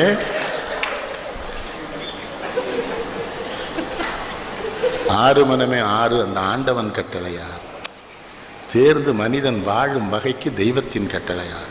அந்த பாட்டு, இந்த சிவாஜி கணேசன், அவனெல்லாம் கடவுள் நம்மகிட்ட கொண்டு கொடுத்தான் பாருங்க. சிவாஜி கணேசன் எல்லாம் அவன்லாம் ஹாலிவுட்டில் பிறந்திருந்தா எங்கேயோ போயிருப்பான். அந்த ஆள் நம்மகிட்ட பல கெட்டிக்காரன் மாட்டிட்டு சீரழிஞ்சிட்டான். பாரதியார். ஆனால் நம்ம தெளிவாக இருக்கோம். அறிவானவன் கெட்டிக்காரனை பூரா பிச்சை எடுத்து சாக விடுறதுல தமிழன மாதிரி சிறந்த இனம் உலகத்திலே கிடையாது. அண்ணாச்சி அவள் பாரதியார் செத்தாச்சு, சோத்துக்கு இல்லைங்க. அட சண்டாளன், அவன் சாகலடா, அவன் காலமானான். 39 வயசுல இருந்தான், இன்னைக்கு இருக்கிறானே பாரதி. செத்தா போனா, கண்ணதாசன் செத்தா போனார், 24ஆம் தேதி பிறந்த நாளுங்கிறீங்க. போன செம்மொழி மாநாட்டினுடைய 2ஆம் நாள் ஒரு பிறந்த நாள். நான் சொன்னேன், அவர் படத்தை மேடையில் வைக்கல. என்ன இருக்கா, செம்மொழி மாநாடு 23ஆம் தேதி 24ஆம் தேதி அவருடைய. 24ஆம் தேதி பிறந்தவங்க தமிழ்நாட்டில் யாரெல்லாம் தெரியுமா? இன்றைய முதல்வர் ஜெயலலிதா 24ஆம் தேதி, கண்ணதாசன் 6ஆம் நம்பர். கொஞ்சம் முரடாக இருப்பாங்க. கவிஞர்கிட்ட அப்படி கிடையாது. குடிக்கிறதுலாம் நான் சொல்லல. வாலி ஏதாவது வாலி ஒரு பாட்டு எழுதுனா நேர்மை. மாதவி பொன்மையிலால் தொகை விரித்தாள் வாலி பாட்டு. கவிஞர் பாருங்க, சின்ன பிள்ளை மாதிரி விஸ்வநாதன்ட்ட, விச்சோ இந்த பாட்டு நான் எப்பண்டா எழுதுனேன்னு இருக்காரு. உடனே விஸ்வநாதன் சொல்லிருக்கா, அண்ணா அது நீங்கள் எழுதல, வாலி ஐயங்காரா எழுதுனா, வா அவனுக்கு போய் பாராட்டு சொல்லுவோன்னு போயிருக்கேன். இப்போ வாலி சொல்கிறாரு, நான் அதை வேற மாதிரி வாலி விழாவில் சொன்னேன், என் பாட்டில் மயக்கம் ஏற்படுகிற பொழுதெல்லாம் எனக்கு மயங்குவதற்கு பாட்டில் அளிப்பார் கண்ணதாசன். வேட் 69 மைண்ட் போகிறான், இந்த ஐயங்கார் சாப்பிட்றான், இந்த பாட்டு சூப்பராக போகிறான், அவரை ரொம்ப நன்றி அண்ணா. யாரு? வாலி. போட்டியில் பாருங்க, இன்னொருவன் வளரக்கூடாது, இன்னொருவன் வர, அந்த நேரத்தில் அவரை கிடையாது குழந்தை மாதிரி அவர். அவன் எழுதின பாட்டுன்னு தெரிஞ்சா போய் பாராட்டணும்ல, மனசு வரணும்ல. இப்போ மாட்டேங்கிறானே, முதல்ல இப்போ பாட்டே எழுத மாட்டேங்கிறான், அது வேற விஷயம்னு வச்சுக்கிடுங்களேன். இப்போ பாட்டாக எழுதுறானுங்க, சில விட சொல்லக்கூடாது. இப்போ அந்த பையில வேற வருத்தம் போயிடுவான், ஐயா வாழைப்பாடிக்கும் போய் எங்களை சொல்லிட்டாருன்னு. ஒரு பேர் இருக்கான் ஐயா, என் கவிதையை எடுத்து ஒரு பாட்டில் எழுதியிருக்கான். எழுதிட்டு என்ன பண்ணுவானா, அந்த அறைக்குள்ளே இருந்து நெல்லைக்கண்ணன் ஐயாவுக்கு நன்றி நன்றின்னு போனான்.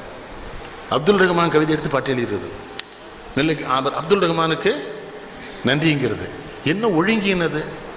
கண்ணதாசனுக்கு எல்லாம் அவர் வரும், அவருக்கு ஊற்று காதலை பற்றி சொல்லு. வாழ்க்கை படகுன்னு ஒரு படம், ஜெமினி படம் வந்தது தெரியுமா? தேவிகாவும் ஜெமினி கணேசன் நடிப்பாங்க. சில படத்தை பற்றி நம்ம சொல்வதனாலேயே நம்முடைய வயது மக்களுக்கு தெரிந்து விடுகிறது. அப்பவுமே இந்த ஆள் பார்த்துருக்கான், வயச வருதா இல்லையா சங்கடம். இதுக்காக சில விஷயங்களை மறைக்க வேண்டியிருக்கு. எனக்கு காந்தியோட பழக்கம்னா முடிஞ்சு போச்சு. 100 இருக்கும் போலுக்க இன்னும் சாக மாட்டுக்கானே அம்மா. என்னது வாழ்க்கை படகுன்னு ஒரு படம், ஜெமினி கணேசன் ஜமீன்தார் மகன், இந்த பிள்ளை ஒரு நடனம் அங்கே காதலிச்சிருவான், அது பிரச்சனை வரும். அந்த பிள்ளை அருமையாக அந்த பாடல்லே சொல்லுவோம், அப்பா இருப்பார் ஜமீன்தார், ரொம்ப அருமையாக, உன்னைத்தான் நான் அறிவேன், மன்னவரை யார் அறிவார், என் உள்ளம் எனும் கோவிலிலே உன்னை என்று யார் வருவார், காதலித்தல் பாவம் என்றால் கண்களே பாவம் என்றோ, கண்களே பாவம் என்றால் பெண்களே பாவம் என்றோ, பெண்களே பாவம் என்றால் மன்னவனின் தாய் யாரோ. சண்டாள எங்க கொண்டு விடுறான் பாருங்க அந்த காதலை. காதலித்தல் பாவம் என்றால் கண்களே பாவம் என்றோ, கண்களே பாவம் என்றால் பெண்களே பாவம் என்றோ, பெண்களே பாவம் என்றால் மன்னவனின் தாய் யாரோ. உங்க அம்மா யாரான்னு கேட்கணும். அதுக்கு என்ன அர்த்தம்னா, உன் தந்தையை உன் தாய் காதலித்திருக்கவில்லை என்றால் நீ வந்திருக்க மாட்டாய், நீ வந்ததுனால தான்டா நான் உன்னை பார்த்துட்டேன். அதுக்கு தொடர்புக்கு சுமை தாங்கி படத்துக்கு போகணும், ஸ்ரீதர் படத்துக்கு. அந்த பொண்ணு அதுலேயும் தேவிகா தான் வருவா, அதுலேயும் ஜெமினி கணேசன் தான் வருவான். என் அன்னை செய்த பாவம் நான் மண்ணில் வந்தது, என் அழகு செய்த பாவம் நீ என்னை கண்டது. இது என் அன்னை செய்த பாவம் நான் மண்ணில் வந்தது, என் அழகு செய்த பாவம் நீ என்னை கண்டது, இதில் கண்கள் செய்த பாவம் நாம் காதல் கொண்டது. அடுத்ததான் யா கண்ணதாசன், இதில் கடவுள் செய்த பரிகாரம் பிரிவு என்பது. கடவுள் செய்த சுமைதாங்கலாம் என்ன படம், அதில் தான் இந்த இது வரும். மனமிருந்தால் பறவை கூட்டில் மான்கள் வாழலாம். இந்த மயக்கமா கலக்கமால முடிக்கிற பொழுது முடிப்பாரு, உனக்கும் கீழே உள்ளவர் கோடி நினைத்து பார்த்து நிம்மதி நாடு. எங்க அம்மா எங்களுக்கு அடிக்கடி சொல்றது, தாழ்ந்தார கண்டு வாழ்வார கண்டு வருத்தப்படாம தாழ்ந்தார கண்டு சந்தோஷப்பட்டுக்கோ. உனக்குள்ள நிறைய பேர் இருக்காங்கப்பா, மகிழ்ச்சியாரு, வாழ்க்கைய எடுத்துக்கணும். நம்மகிட்டே வந்து வருத்தப்படுறானே, யாரு கேட்டா? மணிகண்டன் கேட்டது, ஏயா தொடர் வண்டியில் வந்தான்? நான் தொடர் வண்டியில் வர விட மாட்டேக்கான் தலைவரை. அவனும் பயணம் பண்ணுறான், நானும் பயணம் பண்ணுறேன். நானும் காசு கொடுத்து சீட்டு வாங்கியிருக்கான், அவனும் வாங்கியிருக்கான். அவன் வேலைக்கு போகிறான், நான் என் வேலைக்கு போகிறேன். சும்மா போக வேண்டியதானே ஐயா? போகிறானா? நீங்கள் போயிருக்கும் பார்ப்பீங்களா? சும்மா இருக்க மாட்டான். என்னன்னாச்சே சென்னைக்கா? கோவம் வருமா வராதா? சரி, இப்போ அரசியல் இல்லையோ? இல்லை. ஆனாலும் காங்கிரஸ் கட்சி உங்களை ரொம்ப ஏமாத்திட்டு அடுத்து நான் அவன்கிட்ட என்னையா பண்ண, நான் என் வேலைக்கு போகிறேன், அவன் வேலைக்கு. நான் அவன்கிட்ட எதாவது கேட்டேன், நான் நீ எங்கே போகிற, எதுக்கு போகிற, இப்படி படுத்துறானே. இப்போ மகிழ்ந்துன்னு வைங்க, நானும் என் ஓட்டுநர், பிரச்சனை இல்லை பார்த்தீங்களா? இப்போ நான் நினச்சேன்னு வைங்க, வாழைப்பாடி வழியாக போகிறேன், நான் போய் சந்திரசேகரை பார்த்து போமே, கோவை போய் பார்ப்போமே, பொருளாளரை நிச்சயம் பார்ப்போமே, அது ஒரு கணக்கு வச்சுருக்கணும்ல. அது எது நெல்லை ஜெவமணி தாத்தா இருந்தாலும் நம்ம காங்கிரஸ் மேடையில் பேசுவார்ல, அவர் ஒரு அருமையான வேலை செய்வார். கூட்டம் முடிய போகிற நேரத்தில் இந்த கூட்டத்தை ஏற்பாடு செஞ்சான் நம்ம தொண்டை முருகன் எங்கடாம்பார், அவன் வருவான், அவனை கையை பிடிச்சிக்கிடுவார். இவன் இல்லைன்னா அந்த ஊர்ல காங்கிரஸ் கூட்டம் நடக்க மாட்டான் சொல்லிட்டு என்ன கையை விடவே மாட்டார். என்ன தாத்தாங்க ரூபாய் கொடுக்காம போனா ஊருக்கு போக முடியாது.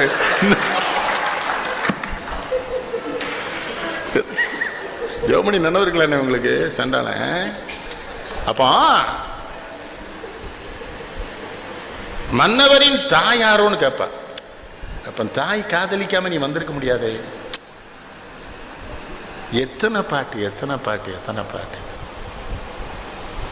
அப்புறம் தான் தாலாட்டு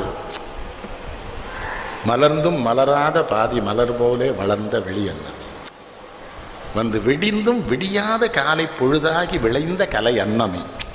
இந்த விடிந்தும் விடியாத காலை பொழுதை பார்த்தவனுக்கு தான் அந்த கலை அன்னம் தெரியும். இந்த லேசா அந்த செஞ்சூரியன் வர்றது, இந்த லேசா அந்த இரவு பனி விலகுகிறது, விடிந்தும் விடியாத காலை பொழுதாக விளைந்த கலை அன்னம். நதியில் விளையாடி கொடியில் தலை சீவி நடந்த இளம் தென்றலே வளர் பொதிகை மலை தோன்றி மதுரை நகர் வந்து பொலிந்த தமிழ் மன்றமே. ஒரு தாலாட்டு. சண்டாளந்த சிவாஜி கணேசனும் சாவித்திரியும் எல்லாம் மறக்க முடியல.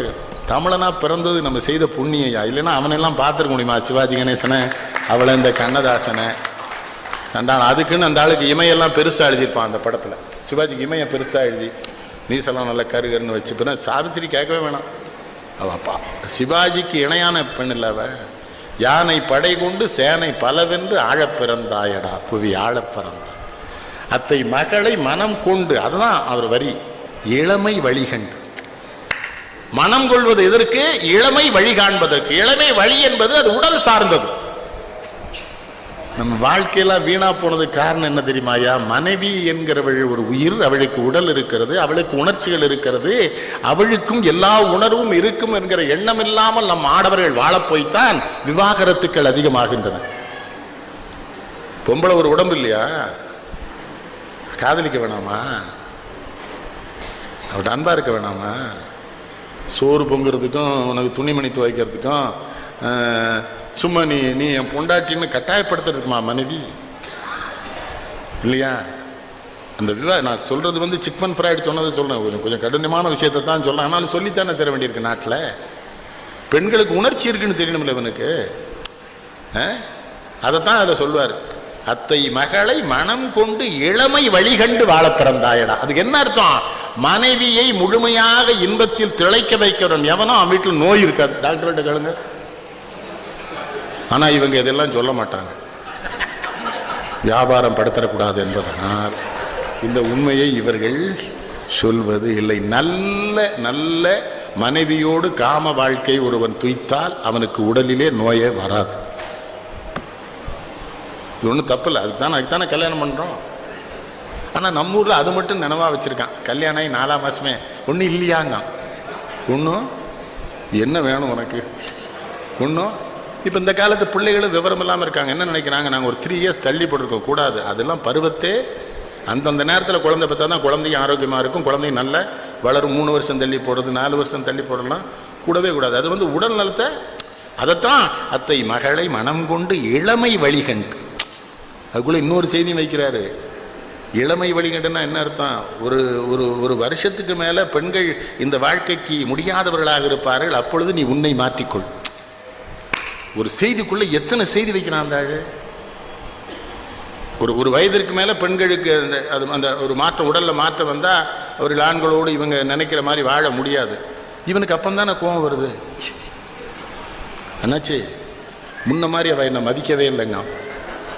நான் சொன்னேன், உன்னை ரொம்ப மதித்ததுனால தான்டா இப்போ சோறே போட்டுக்கிட்டு இருக்கா, மரியாதையாக இரு, ஒன்றும் பிரச்சனை பண்ணாத வீட்டில் இல்லைன்னாச்சு. ஏல அது வேறடா விஷயம். அதையும் இவர் எழுதுவார் சண்டாளன். பஞ்சனத்து மெத்தையிலே உடல் அடைத்து பழமனைத்த பாவையினை அருகிழுத்து கொஞ்ச வைத்து கொஞ்சி மது சுவை குடைத்து குறையாத இன்பத்தில் திளைக்கும் நாளில் பிஞ்சுமன பிள்ளைகளில் 1-2 பிறந்து விட்டால் அப்பப்பா என்ன தொல்லைங்கிறார்.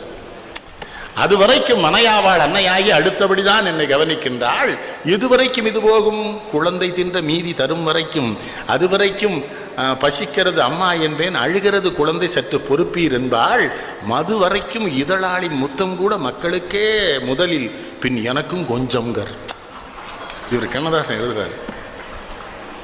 நள்ளிரவில் பிள்ளை எல்லாம் தூங்கும் போது நடத்திடுவோம் சுகப்பாடம் என நினைந்து மெல்ல மனை மாதரசின் அருகில் சென்று மெய்தீண்டி அழைத்திடுவேன். அவளும் உள்ளம் உள்ளவள் தான் ஆகையினால் எழுவாள்.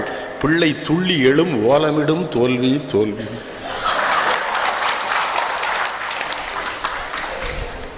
கள்ளனை ஓர் தேள் கடித்த கதையும் காதர் கதை நடுவில் பிள்ளைகளும் கதையும் ஒன்றே பார். கள்ளனை தேள் கடிச்சா தேள் கடிச்சிட்டு வீட்டுக்காரர் எழுப்பியா சொல்லுவான் கிழவனை போற. அது என்ன கணவனா இருந்து பாடுறான்ல, அதான் அவரை நான் ரசிக்கிறது. கணவனா இருந்து பாடிடுவான் கவிங்க, மனைவியாம் பாடுவார்.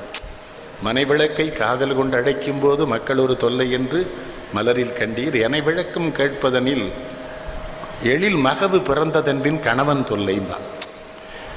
மணி வடிக்கும் இருள் விளக்கின் ஒளியைப் போலே மக்களின் முன் இருளாவான் கணவன். கனி மணக்கும் மது வாயர் பிறந்து விட்டால் கணவன் உள்ளம் துறவரத்தை நாட வேண்டும். அந்த அம்மா ஒரு அருமையான கேள்வி கேப்பா. 1000 பேர் முன்னிலையில் கணவன் மார்பில் அணைந்து ஒரு முத்தம் தந்தால் நாயிவள் என்று உரைப்பார்கள். எது? ஆனால் குழந்தை எடுத்து கொஞ்சம் என்ன சொன்ன, 4000 பேர் முன்னிலையில் நளினம் மலர் மகவுக்கோர் முத்தம் தந்தால் தாயரெல்லாம் வாங்குவார்கள், தம்மார்பில் அணைப்பார்கள், கொஞ்சுவார்கள். சேய் பெரிதா மணவாளன் பெரிதா ஐயா சிந்தனையே முதற் பெருமை யாருக்குறை பெரியவரே. மனைவியாவும் என்ன அவரை மாதிரிலாம் ஒரு கவிஞன் பிறக்கவே.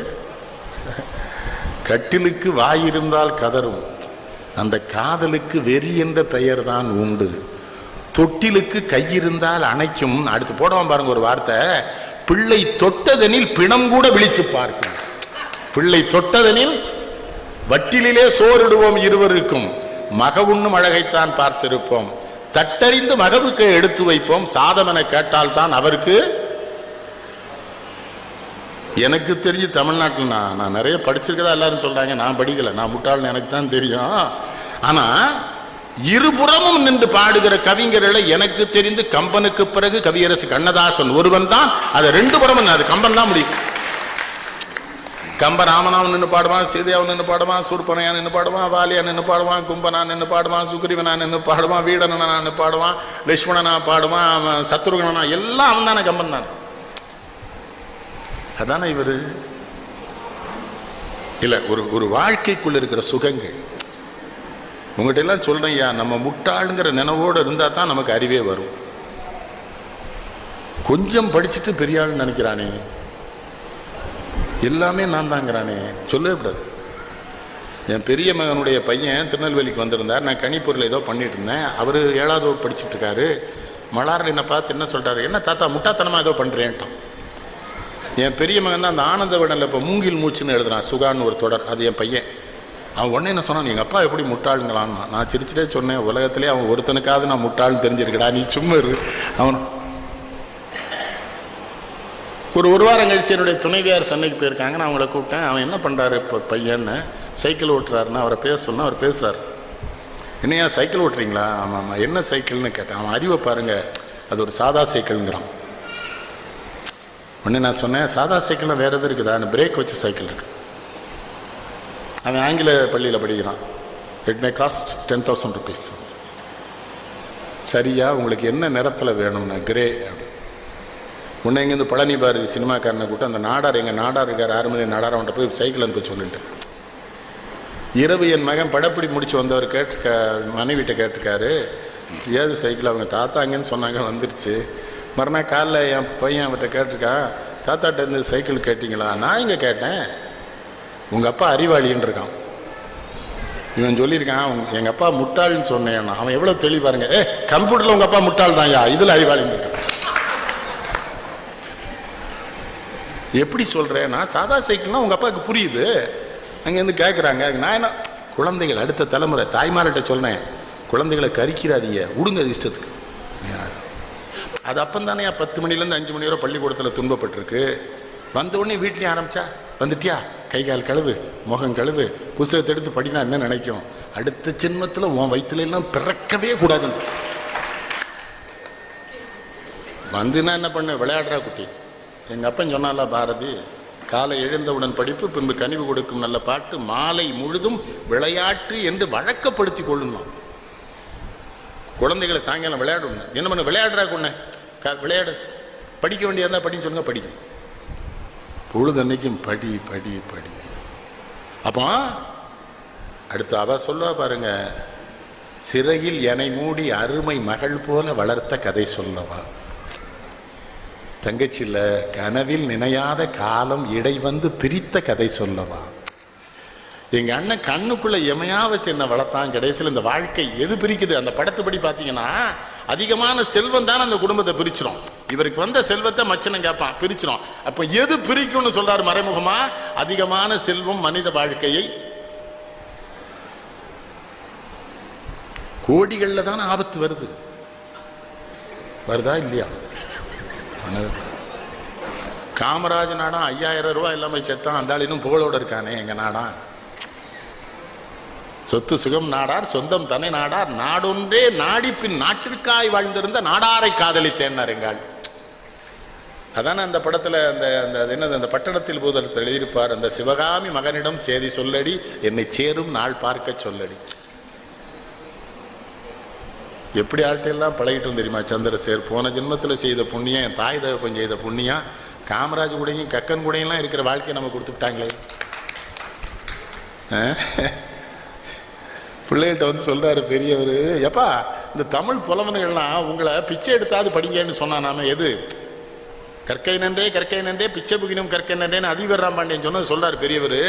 அப்படிலாம் சொல்றானுங்களா கண்ணுங்களா? அதெல்லாம் வேணாண்டா, நான் போய் உங்களுக்காக ஊர் ஊரா பிச்சை எடுக்கிறேன், நீங்க படிங்கடா கண்ணுங்களா, நீங்க பிச்சை எடுக்க வேண்டாம் சொன்னாயா ஒரு தலைவன் இந்த நாட்டில். அவனுக்கு பிள்ளை குட்டி உண்டா?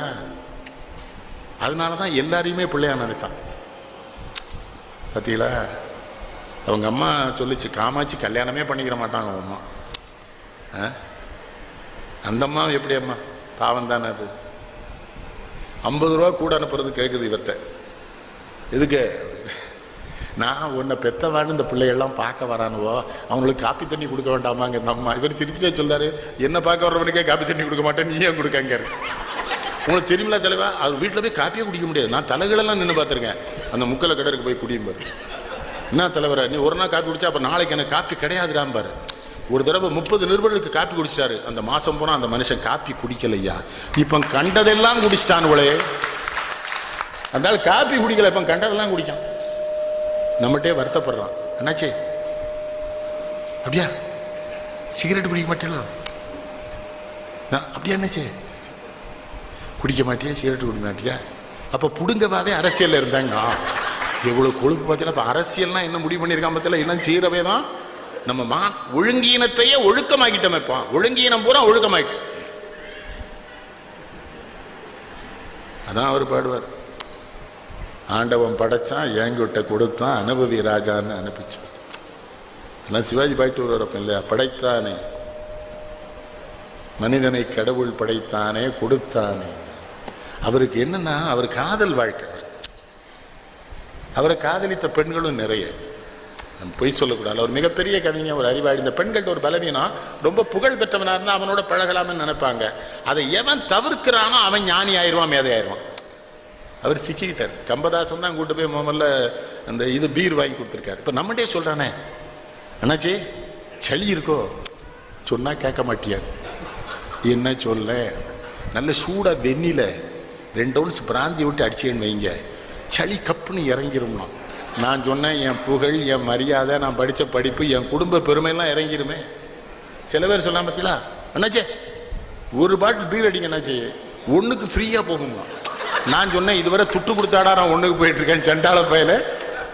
தவறுகளை எல்லாம் என்ன நான் சொல்ல, ஒழுங்கீனங்களை எல்லாம் இந்த நாடு ஒழுக்கமாக்கி இருக்கிறது. காமராஜ்கிட்ட போய் திறக்கணும். நாங்கள் ஒரே வார்த்தை சொன்னார், இவன் தான் அந்த ஏழை எளியவெல்லாம் ஒரு அலுமினிய தட்டு ரேடியோவும் வாங்கியிருக்கான், அதை விற்க சொல்லியான்னு கேட்டார். அண்ணாட்ட போய் கேட்டாங்க, 1000 கோடி வருமானம் வரும், அதுக்கு பின்னால் அழுகிற கோடிக்கணக்கான தாய்மார்கள் கண்ணீர் எனக்கு தெரிகிறதுனாரு குடி.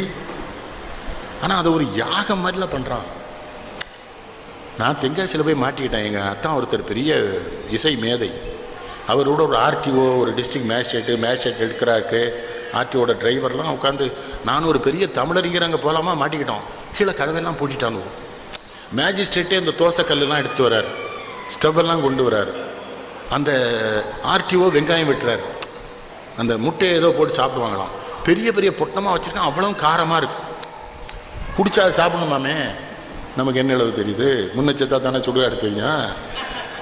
6 பேரும் சுற்றி உட்காந்துக்கிட்டானுவோ. 6 கிளாஸ் வச்சுட்டான். வச்சு அதை உடைச்ச அப்படி 6லேயும். நான் சொல்கிறேன், அது யாகம் மாதிரியே நடத்துகிறானுங்க சுற்றி வர உட்காந்து. நான் சாமியை கும்பிட்டேன், ஓம் நமச்சிவாய ஓம் நமச்சி, ஏதோ யாகம் நடக்கு, நம்ம வந்துற மாதிரி சொல்லுவோம். நமச்சிவாய வாழ்க நடந்தாள் வாழ்க இமை பொழுதும் நெஞ்சில் அட சண்டால பயிலோடா. கதவை வேற போட்டிட்டானோ, குடியார பயிலோ, கீழையும் போக முடியாது. கூட இருக்கிற தமிழறிஞருக்கு 80 வயசாச்சு. அவள் என்கிட்ட கேட்கா, குடிக்கிறதுக்கு முன்னாலே இவன் கையன் நடுங்குதுன்னா, அது இப்போமே நினப்பு வந்துட்டாக்கு, நம்ம என்ன பண்ண முடியும், விடுங்க. விட்டானுங்க. அப்புறம் பண்ணானுங்க பாருங்க ஒரு காரியம், தொட்டு 3 சொட்டு பூமாதேவிக்கு விடுறான் 6 பேர். நான் அதுவரை உலகம் விஞ்ஞான ரீதியில் சுற்றுன்னு நினச்சிக்கிட்டு இருந்தேன். இதை பார்த்த அப்புறம் தான் பார்த்தேன், உலகத்தில் இருக்க குடியாரப்பெல்லாம் 3 சொட்டு விட்டா பூமி சுத்தமாக சுத்தாதான். அப்புறம் என்ன பண்ணானுவோ, அந்த கிளாஸை எடுத்து இப்படி இடிக்கிறானு. சிஎஸ்னு அண்ணாச்சிக்கு தெரியல, ஏன் தம்பி இடிக்கான்னு. மொத்தமாக காசு போட்டு வாங்கியிருப்பான் போல, அளவு சரியா இருக்கான்னு பார்க்குறானுவா. இதெல்லாம் எதுக்கு உங்களுக்கு சொல்கிறேன்னா, என்ன மாதிரி வாழ்க்கையை ரசிங்கய்யா. இறைவன் உங்களுக்கு என்ன தந்திருக்கானோ அதுதான் நடக்கும் கடைசி வரை. இப்போ நான் பிரதம மந்திரி ஆகணும்னு நினச்சேன், அதுக்கு 300 MP வேணுங்கானே. அப்போ சொன்னால் வேண்டாம்ட்டேன், 300 MPலாம் நம்மளால் தயார் பண்ண முடியாது. அதனால் இப்போ பிரதமராக இருக்கவே நிம்மதியாக இருக்கான் அந்த கிளடு தாடி. அவன் படுற துன்பம் உலகத்தில் வேறு எந்த நாட்டு பிரதமரும் பட மாட்டான் ஐயா. அவசப்பட்டுக்கிட்டு இருக்கான், விடவும் மாட்டேங்கானுவோ. அந்த அம்மாட்ட சொல்லி சொல்லி பார்த்துருக்கேன், என்னை விட்டுருங்க அம்மான்னு. அது விட மாட்டேங்குது அந்த அம்மா. அம்பாட்டு சங்கடப்பட்டுக்கிட்டு அம்பாட்டு போகிறான், அம்பாட்டு வாரான். என்னையான்னு கேட்டான், என்னன்னு ஒன்றும் சொல்ல முடியலடா. நான் எவனை சொல்ல, எவன் எப்போ கைதாவான்னு. அவருக்கு என்ன பிரதமர் இருக்கும் பையன் வந்துட்டு தான், நம்மளை என்னைக்காவது கைது பண்ணாலும் பண்ணுவான் போல தெரியுது. நம்ம இந்த நாட்டில் பிரதமர் ஆயிட்டோமே அப்படின்னு அவரு கிடந்து புரியல எனக்கு. நீர் வழிப்படுவோம் புனை போல 6 உயிர் முறைவழிப்படுவோம் என்பது தரவர் சொன்னாலாம் கணியன் பூங்குன்றேன். விதி வழி வாழ்க்கடா, நீ உன்னை உருவாய் போய் பேசப்படாது. நம்ம அப்துல் கலாம் இருக்காங்கல்ல, அவங்க ஏன் ஜனாதிபதி ஆனாங்க? அன்றைக்கு இருந்த அரசாங்கம் நாங்கள் மதச்சார்பற்றவர்னு காட்டிக்கொள்ள இவர் போயிருக்கக்கூடாது அந்த பதவி. இவருக்கு அந்த பதவிக்கு சம்மந்தம் கிடையாது. நம்ம நாட்டில் இன்னொரு சங்கடங்க, ஒரு ஆள் ஒரு பெரிய பதவிக்கு வந்தான்னா அவன்கிட்ட எல்லாம் சொல்லுதானுவோ. அந்த ஆள் கனவு காணுங்கிறார். உங்களுக்குலாம் ஒரு செய்தி சொல்கிறேன். ஹைதராபாத்தில் அவர் பேசுகிறாரு, தூர்தர்ஷனில் காட்டுறான். ஒரு 7 வயசு முஸ்லீம் பெண்ணு அவர்கிட்ட கேட்குது, did you dreamed about your presidentship in your childhood? கலாம்கிட்ட கேட்குது ஒரு முஸ்லீம் பெண்ணு, உன் சின்ன வயசில் நீ இந்தியாவின் குடியரசுத் தலைவராவா என்று கனவு கண்டாயாங்குது. இவர் அப்படியே நிற்கிறார், நோ, அல்லாஹு தாலா made you the president of this country. Only through God's blessing you become the president of this country. Don't ask them to dream. செத்துட்டார். நம்ம பத்திரிகைக்காரன் அதை எழுத மாட்டான். அது எழுதுவானா? நித்யானந்த சாமிகளுக்கும் ரஞ்சிதாவுக்கும் என்ன தொடர்பு? இதுல பாதி பேர் இதை எழுதுறது என்னன்னா, ரஞ்சிதா இவனுக்கு கிடைக்கல, சாமியாருக்கு கிடைச்சிட்டாலன்னு எழுதுறானே ஒழிய, சாமியார் இதை பண்ணான எழுதுறான் அந்த நாய். வருத்தம் தானே. ஆனா அவன் சாமியார், நல்ல சாமியார். பத்திலா ஜெயிலேருந்து வந்த உடனே தீயில் தவம் இருப்பேன்னா, நான் அப்போ ராவணன் அந்த காலத்தில் தீயில தான் நின்று அங்கங்களெல்லாம் அறுத்து போட்டான். அவன் அந்த நாய் சுற்றி வர தீய போட்டு நடுவில் உட்காந்துக்கிட்டான். அதான் எங்கூர் சுப்பியாப்புல உட்காருவானே, நீ என்னல சாமியாரு?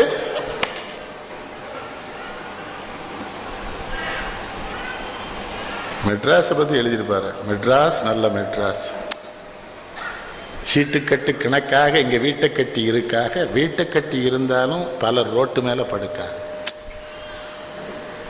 ஒரு ஏற்றத்தாழ்வை, 2 வர்க்கத்தை ஒரு சின்ன பாட்டில் சொல்லார் பாருங்க. சீட்டுக்கட்டு கணக்காக இங்கே வீட்டை கட்டினீங்க. நல்லா பாருங்க, உதயம் தேட்டர் கிட்ட படுத்து கிடப்பான் பார்த்தீங்களா நைட்டு, ஒரு 200 பேர். கொசு அவனை ஒன்றுமே செய்யலையே. நம்ம ஆளை விட்டு கில்ல விட்டு டோலை விட்டுலாம் வீட்டில் மாட்டுறோம். அப்புறமா ஏம்மா ஆளை விட்டு மாட்டினியா? எல்லாம் மாட்டினோம்யா, இனிமேல் நம்ம அவுட் ஆனால் தான் உண்டு, அது அவுட் ஆகாது. இந்தியா முழுவதும் எல்லா மாநிலத்திலையும் சுகாதாரத்துறை மந்திரி இருக்கான்ல, எவனாவது கொசு ஒழிச்சிருக்கானா ஐயா? எத்தனை மந்திரி இருக்கான், பெரிய மேதைகள்லாம் இருக்கான், பெரிய பெரிய டாக்டர்ஸ்லாம் இருக்கிறான்ல. அதான் சொல்றாரு, இந்த உதயம் தேட்டர் கிட்ட படுக்க எத்தனை கொசு தெரியுமா? அவன் நல்லா தானே இருக்கிறான். நான் அவன்கிட்ட ஒருத்தனை கேட்டேன், இந்த கொசுவைகளே கடிச்சு அதனால என் விஷமாயிட்டு உடம்பு இனிமேல் கொசு கடிச்சா அதான் செத்து போகும் தான். உங்களுக்கெல்லாம் ஒரு செய்தி சொல்கிறோமா, அந்த விளம்பரத்தில் வர்ற பொருள்லாம் வாங்காதீங்க, ஒன்றும் உருப்படாது. ரெண்டாவது என்னம்மா கேட்க, அந்த அழகெல்லாம் போயிருமா, ஒரு வயசில் போகணும். அப்போ தானே அது நம்ம அம்மாவுக்கு போயிடுது, நம்ம அத்தைக்கு போயிட்டு நமக்கும் போகும். அந்த பாருங்க, ஒரு பையன் அந்த பிள்ளை மாப்பிள்ளை பார்க்க அவன் கருப்பாக இருக்கான்னு வேண்டான்ட்டுது, அந்த பையன் ஒரே வாரத்தில் சிவப்பாயிட்டான். பார்க்கல டிவியில் அந்த ஃபேர் அண்ட் லவ்லியை வாங்கி தடவுனானா, உடனே இந்த பிள்ளை சொல்லிட்டு நான் இவனே கட்டிக்கிட்டேன், இவன் சிவப்பாயிட்டானா. அப்போல்லாம் நாங்கள்லாம் எப்போவே சிவப்பாயிருப்போம். உனக்கு எவ்வளோ கொழுப்பு இருக்கு. அந்த ஃபேர் அண்ட் லவ்லி நிறுவனத்து மேலே இந்தியாவில் இதுவரை கிட்டத்தட்ட 2.5 லட்சம் வழக்கு பதிவாயிருக்கு. அவ்வளோத்திலும் அபராதம் கட்டியிருக்கான், திரும்ப விற்கிறான். அந்த நாடு தான், அந்த நாட்டில் ஒழுக்கம் இல்லைங்க. அப்புறம் இன்னொருத்தி என்ன பண்ணுதா, இப்படிங்க அந்த கூந்தல் அப்படியே உங்கள்கிட்ட எல்லாம் சொல்கிறோம்மா, ராத்திரி கலத்தி வச்சிருவாத, விவரம் இல்லாமல் அதை பார்த்து அந்த ஷாம்புலாம் வாங்கி போடாது. அவள் அதுக்கே 5 லட்ச ரூபா வாங்கிட்டு ராத்திரி. அப்புறம் இந்த குழந்தை என்னையா பண்ணிச்சு, நம்ம கிழவிலாம் என்ன பண்ணுவா, குழந்தை வெளிக்கு போச்சுன்னா ஒரு மல் துணியை வச்சு தொடச்சி போட்டுருவா. அதுக்கு ஒன்று விற்கான அக்கீஸ்னு 2 லிட்டர் உள்ளேயே நிற்கும், எல்லாம் உள்ளேயே தங்கும், குழந்தை தொடையிலே புண் வந்து துடிக்கும். அட லூசு புயலுக்கு பிறந்த புயலுலா ஏழை, இது தட்பவெட்ப. அமெரிக்காவிலையுமே அந்த குளிர் பகுதியில் தான் அதை விற்பான், அங்கே இல்லை. எங்கள் ஊரில் ஒரு பையன் கேட்கான் என்கிட்ட, ஒரு 20 வயசு அந்த புயலுக்கு, மாமா என்ன மாதிரி பெரிய பையங்களுக்கு அது வருமாங்க. எதுக்குன்னா 3 நாள் நம்பாட்டி என் வேலையெல்லாம் முடிச்சிடும்லாங்கானே. இப்போ அமெரிக்காவுக்கு போயிருந்தேன், ஒரு படம் போட்டு காட்டுறான், நம்ம கிழவி காலில் வச்சு குழந்தைய வெளிக்கு விடுவார்ல, அதை படம் எடுத்து அமெரிக்காவில் காட்டுறான். இது இந்திய முறை, தமிழ் முறை, இப்படி விட்டீங்கன்னா குழந்தையோட ஏனஸ்கோர் நல்லா விரிஞ்சு கொடுக்கும், சங்கடம் வராது, குழந்தை ஒழுங்காக வெளிக்கு போகணும். நம்ம கிழவி செஞ்செல்லாம் நம்ம முட்டாத்தனம்னோம், அவன் அதை எடுத்து போட்டுட்ருக்கான். அவன் முட்டாத்தனத்தை போகிறான் இங்கே பண்ணுறோமா இல்லையா? அது வேறு, அந்த கேமரா அந்த பிள்ளைக்கு பின்னாலேயே போகுது, அது ஆடிக்கிட்டே போகுது. நம்ம பையா சொல்கிறான், என்ன ஆட்டம் ஆடுது. நான் உங்களுக்கு சொல்கிறேன், நம்ம பிள்ளைகளெல்லாம் கெடுத்துறாங்க. அதான் அவர் எழுதுவார், வைக்கலாலே கண்ணை குட்டி மாடி எப்போ போட்டுது, கக்கத்தில் தூக்கி வச்சா கத்தலையே என்னது. அடுத்து ஒரு வார்த்தை போடுவார், வெக்கங்கெட்ட புள்ளிகளா வாழ பட்டணத்தில். நான் என்ன கேட்கிறேன், ஒரு தாய், ஒரு மனித தாய் தன் குழந்தை இழந்து விட்டாள் என்றால் ஒரு பொம்மை குழந்தைய கொண்டு அவட்ட கொடுப்பியா நீ? உன் குழந்தைக்கு பால் தருகிற மாட்டை ஏமாற்றுகிறதெல்லாம் வைக்கல வச்சு, அப்புறம் நீ ஆட்சிக்கு வந்தா வைக்கல வச்சு தாண்டா எனக்கு கண்ணு குட்டி காட்டுவ மக்களுக்கு, அந்த புத்தி தானே உனக்கு வரும். அதான் வைக்கலாலே கண்ணு குட்டி மாடு எப்போ போட்டு, கக்கத்தில் தூக்கி வச்சா வெக்கங்கெட்ட புள்ளிகளா வாழ. யாரோ பல பேர் கேட்பாங்க, சென்னையில் வந்திருந்தானே, எனக்கு எங்கள் ஊரில் இருக்கணும் திருநெல்வேலியில். அந்த ஆறு அந்த நண்பர்கள் காலையில் பார்த்தோம், நினச்சே எப்படி சௌரியமாக இருக்கலாம், வெளிநாட்டுக்கு போயிட்டு வந்தாலும் கேட்குறான்ல, சென்னையில் அவன் பாட்டுக்கு போகிறாங்க. அவன் காலில் நீங்கள் மிதிச்சு போனால் கூட வருத்தப்பட மாட்டேங்கிறான், அவருக்கு ஏதோ அவசரம் ஆஃபீஸ் போகிறான்னு போகிறான். என்ன சாப்பிடுதான்னு தெரியல, என்ன செய்கிறான்னு தெரியல. ஒரு ஹோட்டல்லையும் லைட்டும் போட மாட்டேக்கான். இந்த பெரிய ஹோட்டலுக்கெல்லாம் போனேங்களா லைட்டு போடுதானா, ஒரு இருட்டில் தான் சாப்பிட்றான். கேட்டீங்களா? அவன் ஒரு அட்டையை வேற கொண்டு நீட்டுறான். எங்கள் மாப்பிள்ளை ஒருத்தன் அட்டையை பார்த்துட்டு சொன்னான், சின்ன பிள்ளையில படிக்காது எவ்வளோ பெரிய தப்புன்னு இப்பெல்லாம் தெரியும். மெட்ராஸில் சாப்பிடுற இடத்துல படியுங்க அனுபவம், இந்த ஊர் விளங்குமான்னா. மாப்பிள்ளை விடு உனக்கு, நான் என்ன சொல்ல, நீ எதுக்கு அட்டையை வாங்குற, நீ தமிழன், கூட்டு எனக்கு இட்லி கொடு தோசை கொடுன்னு சொல்லணும். இவன் கொழுப்பு. அதில் அங்கே தள்ளி ஒருத்தர் இருக்கார், எந்த மாவட்டத்துக்காருன்னு தெரியல, யோ வெஜிடபிள் சோப்புலாம் இருக்கு, சோப்புல சூப்பு அது விளங்காதவனே சோப்பு. நான் ராஜோவால் நாடாட்ட சொன்னேன், சரவணபவன் ராஜோவால் நாடாட்ட, அண்ணாச்சிங்க வாரம் தமிழ் அடிச்சு வைங்க, எல்லாத்தையும் தமிழ் அச்சடிச்சு கொடுக்கலாம்ல, தமிழ்நாடு தானே. எங்கள் ஊரில் அச்சப்பான்னு எங்கள் சாய்ப நண்பரை கூட்டு போயிட்டேன், அவர் சாப்பிடுதாரு. சாப்பிட்டு மாமா பருப்பு என்ன இனிச்சு கிடக்குன்னாரு. ஒன்றும் கிடையாது, பாயாசத்தை போட்டு பிசைஞ்சிட்டார் ஒரு பாட்டு. இருட்டில் பருப்பும் பாயாசமும் ஒன்றா இருந்திருக்கு. நான் ஒன்றுமே சொல்லலை, மாப்பிள்ளை அது பாயாசம்னேன். அப்புறம் தான் என்கிட்ட கேட்காரு, பருப்பு எது பாயாசம் எது தெரியுது, ஹோட்டலுக்காகவே கூட்டு வந்து நீர் பூரா இருட்டாக இருக்குன்னா. அதுக்கு தான் நம்ம சென்னையிலலாம் போனால் முதல்ல கேட்டணும், இதில் எது சாம்பார் எது வத்த குழம்பு, கேவலப்பட்டுருவோம் இல்லைன்னா. நான் என்ன கேட்குறேன், அதான் சொன்னான் கனிங்க அப்பவே, வெக்கங்கெட்ட புள்ளிகளாக வாழ. சென்னையில் என்ன அநியாயம் நடக்குது தெரியுமாயா, இந்த 31ஆம் தேதியிலேருந்து 10ஆம் தேதி எல்லா குடும்பம் ஹோட்டல் தான் சாப்பிட்றான். 11ஆம் தேதி 3 மோதிரத்தையும் அடை வச்சிடறான். வரவு 8 செலவு 10 எழுதுவார்ல. பாமா விஜயம் கண்ணனுக்காக இங்கே எதற்காகன்னு கேட்பார். ராமாவஜம் படத்தில் கேட்பால, வரவு வாடகை சோபா 20 ரூபா விலைக்கு வாங்கினா ஒன்றும் கிடையாது. அவனை செல்போன் பேசுனதை கண்டிச்சனா வெளிநடப்பு பண்ணிட்டான். ஏதோ அவனால் முடிஞ்சது. என்னையாவே சொன்ன நீ பேசு பார்ப்போம்ட்டான். அதனால் அதை வச்சு விசில் அடிக்க விட்டு போயிட்டான். மாதிரி செட்டு பண்ணிட்டான். தமிழருடைய தேசிய கீதமான விசிலை. இவன் பேர் என்ன கல்கி? மணியா? ஆமாம், தலைவரும் மணி, இவனும் மணி. ஆனால் போகும்போது மணி கொடுப்பீங்களா?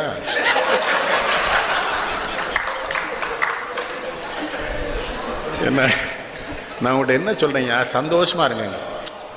சத்தியமாக செத்து போயிடுவோம், அதை மட்டும் உறுதியாக இருங்க.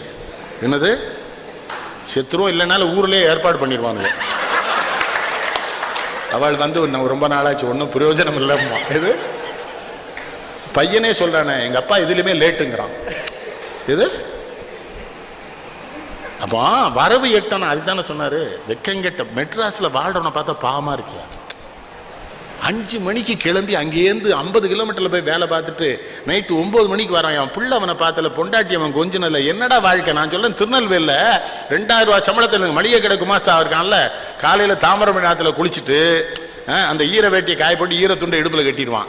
அந்த மிச்சம் நீளம் சோப்பை ஒரு தீக்குச்சியில் குத்தி வச்சுக்கிடுவான். அதையும் விட மாட்டான்.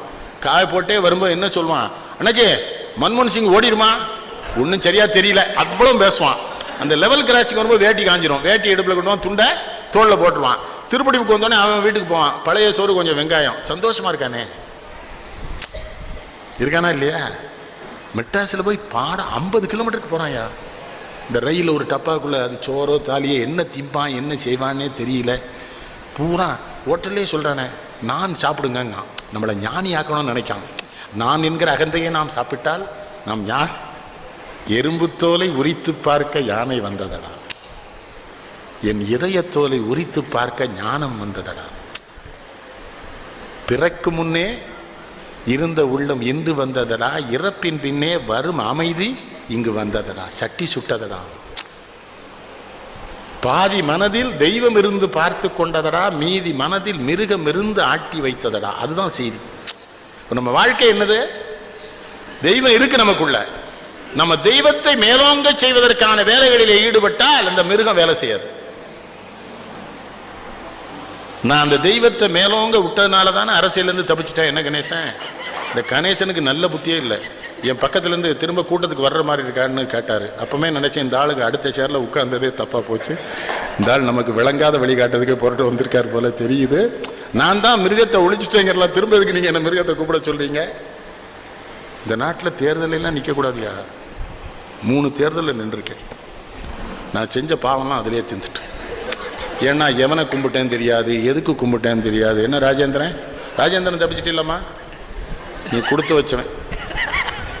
ஏன் எவனையெல்லாம் கும்பிட்டேங்கிறிய? இந்த தேர்தல் நேரத்தில் ஒரு பெரிய சங்கடம் ஐயா. ஒரு முழு முட்டாப்பையை தான் நமக்கு வழிகாட்டுவான்.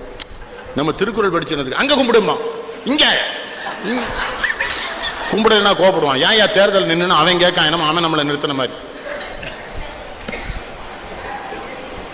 ஒரு தெருவில் 20 அம்மன் கோயில் இருக்கியா, தெரு மணி அடிப்பான். நல்ல சகுனம்னா இவன்.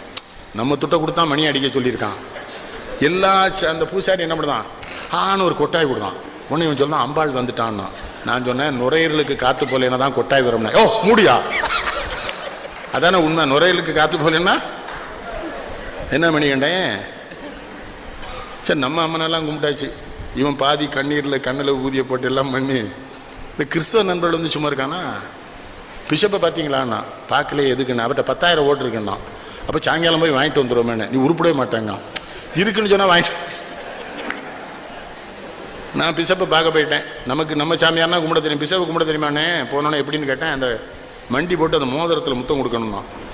நான் முத்தம் கொடுத்தேன், அது எச்சியாக இருந்தது. பிஷப்கிட்ட கேட்டேன், என்ன சாமின்னு. அந்த வேட்பாளர் இப்போ தான் முத்தம் கொடுத்துட்டு போனான். துடைக்குன்னா நீ வந்துட்டேன்னாரு. அப்போ தான் கேட்டேன், எத்தனை வேட்பாளர் வந்தான்னு. 10 வேட்பாளர் வந்துட்டான்னு. அப்போ ஓட்டு 10,000 1000 பிரிஞ்சுட்டு இது நமக்கு கிடைக்காது. வெளியில் வந்த உடனே இன்னொரு வக்கீல் வந்தான், ஃபீலிக்ஸ் பண்ணான்ட்ட உடனே. பிஷப்பை பார்த்தீங்களா? பார்த்தேன்னு. யோ அது ப்ராட்டஸ்டன்ட் பிஷப்பு. கேத்தலிக் பிஷப்பை பார்த்தியான்னு எனக்கு சந்தோஷம். ஓ நம்மளை மாதிரி இவனிலையும் பெரியவர் இருக்கு போல இருக்குது. மனுஷனுக்கு எச்சி புத்தி. கேத்தலிக் பிஷப்கிட்ட போனால் இந்த எலெக்ஷன் நேரத்தில் துன்பப்படுத்தாமல் பார்த்தியலா, நின்னா தான் இந்த துன்பம் தெரியும். 4 பேர் நிற்கான். அவர் பாவமன்னிப்பு கூண்டுக்குள்ள இருக்காரு. அங்கே போய் ஓட்டு கழுங்க. ஏழு ஒரு பாவமன்னிப்பு கூண்டுல இருக்காரு. அண்ணாச்சி நேரம் இல்லை, இன்னும் 5 ஊருக்கு போகணும்ட்டான். நான் டக்குன்னு அதில் போய் மண்டி போட்டு, சாமி நான் அந்த தொகுதியில் காங்கிரஸ் வேட்பாளராக போட்டியிடுகிறேன். அவர் உடனே பரமண்டலத்தில் இருக்கிற பிதாவே, இந்த பாவி தேர்தல் என்கிற பாவக்களத்தில் காங்கிரஸ் கட்சி வேட்பாளராக நிற்கிற காரணத்தினால் இவனுடைய பாவத்தை ஏற்றி இவனை மன்னிப்பீராக என்னாரு. நான் என்ன பண்ண முடியும்? ஆமென்னு என்று சொல்லுவேன்.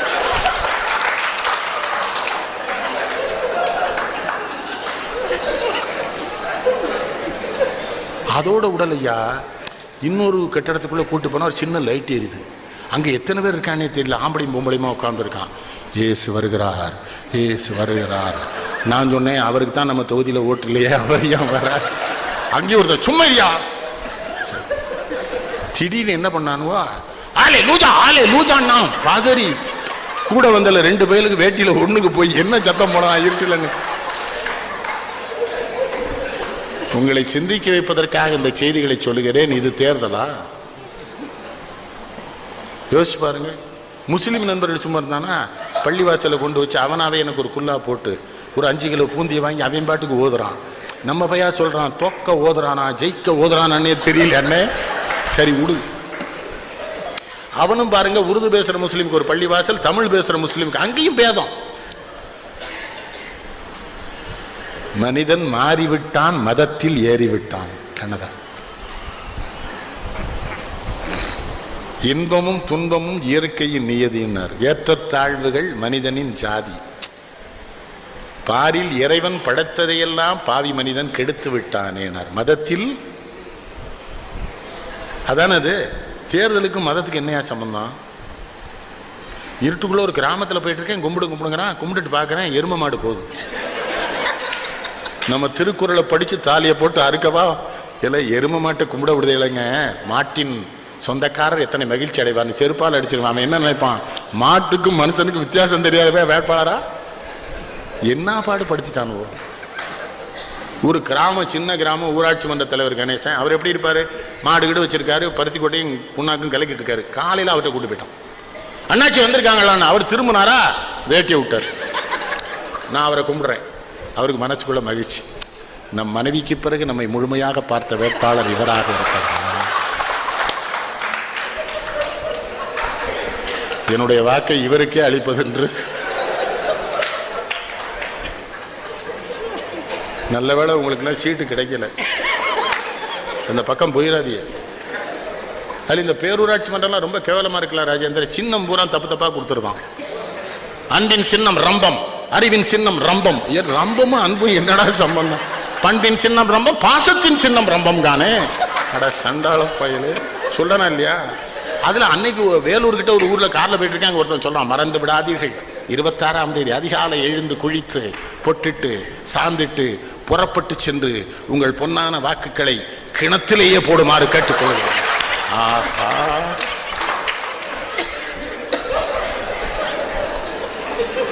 உலகத்திற்கு ஞானம் தந்த நாடு இந்தியா என்று பெருமை பேசுகிறோம்.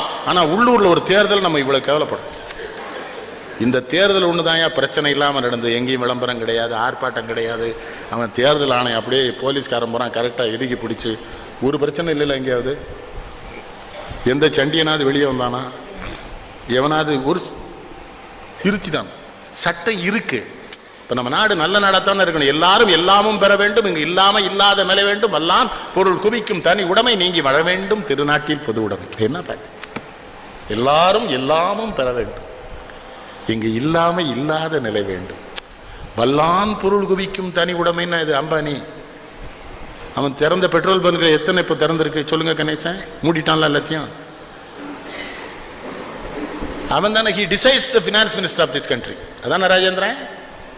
அம்பானி தான் அந்த நாட்டில் அவன் நிதியமைச்சராக இருக்கணும்னு திட்டமிடுறான் இல்லையா? ஏதோ நம்ம கிழவி காய்கறி வித்தி பிழைச்சிக்கிட்டு இருந்தா, இஞ்சி வித்தி பிழைச்சிக்கிட்டு இருந்தா, கரும்பு அதையும்லாம் அவன் எடுத்துக்கிறான். எந்த தலைவனாவது வருத்தப்படுறான்னா, அந்த கிழவி பிழைச்சிக்கிட்டு இருந்தா அதை வித்து, அதெல்லாம் அந்த மீன் வித்து பிழைச்சா, கருவாடு வித்து பிழைச்சா, அதெல்லாம் அவன் அதுக்குள்ள வந்தானா என்ன அர்த்தம்? அதான் வல்லான் பொருள் குவிக்கும் தனி உடைமை நீங்கி வர வேண்டும். திருநாட்டில் பொது உடைமை என்ன இருக்கிறது? கிணற்றில் இருந்து கொண்டு உலகளப்பார்னர். சிலர் விளக்கை மடியில் வைத்து மறைத்திருப்பார். நெருப்பை மடியில் வைத்து மறைத்திருப்பார், அந்த நீசரை யார் உலகில் பொறுத்திருப்பார். பாலன அழுவோருக்கு பால் தருவோம். அடுத்து என்ன சொல்றார்? பசும் கூழன துடிப்போருக்கு சோறிடுவோம். அடுத்த வார்த்தை தான், தாயகம் காப்போரின் தாழ் பணிவோம். யார் நல்லவனோ, எவன் பெரியவனோ, எவன் ஒழுக்கமானவனோ அந்த தலைவர்களை நம்ம போற்றணும், கும்பிடணும்.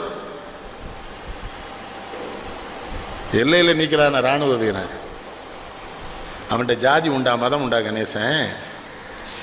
நம்ம வன்னியர் தேவர் நாடாரு கோனார் நான் பார்க்குறாங்க, எல்லா பேரும் ஒன்னாலாம் இருக்கிறான். அதுக்கு ஒரு பாட்டு எழுதிப்பார் தெரியுமா? எல்லாம் உனக்கா. அவருடைய சொந்த படம், சிவகுமார் நடிச்சு.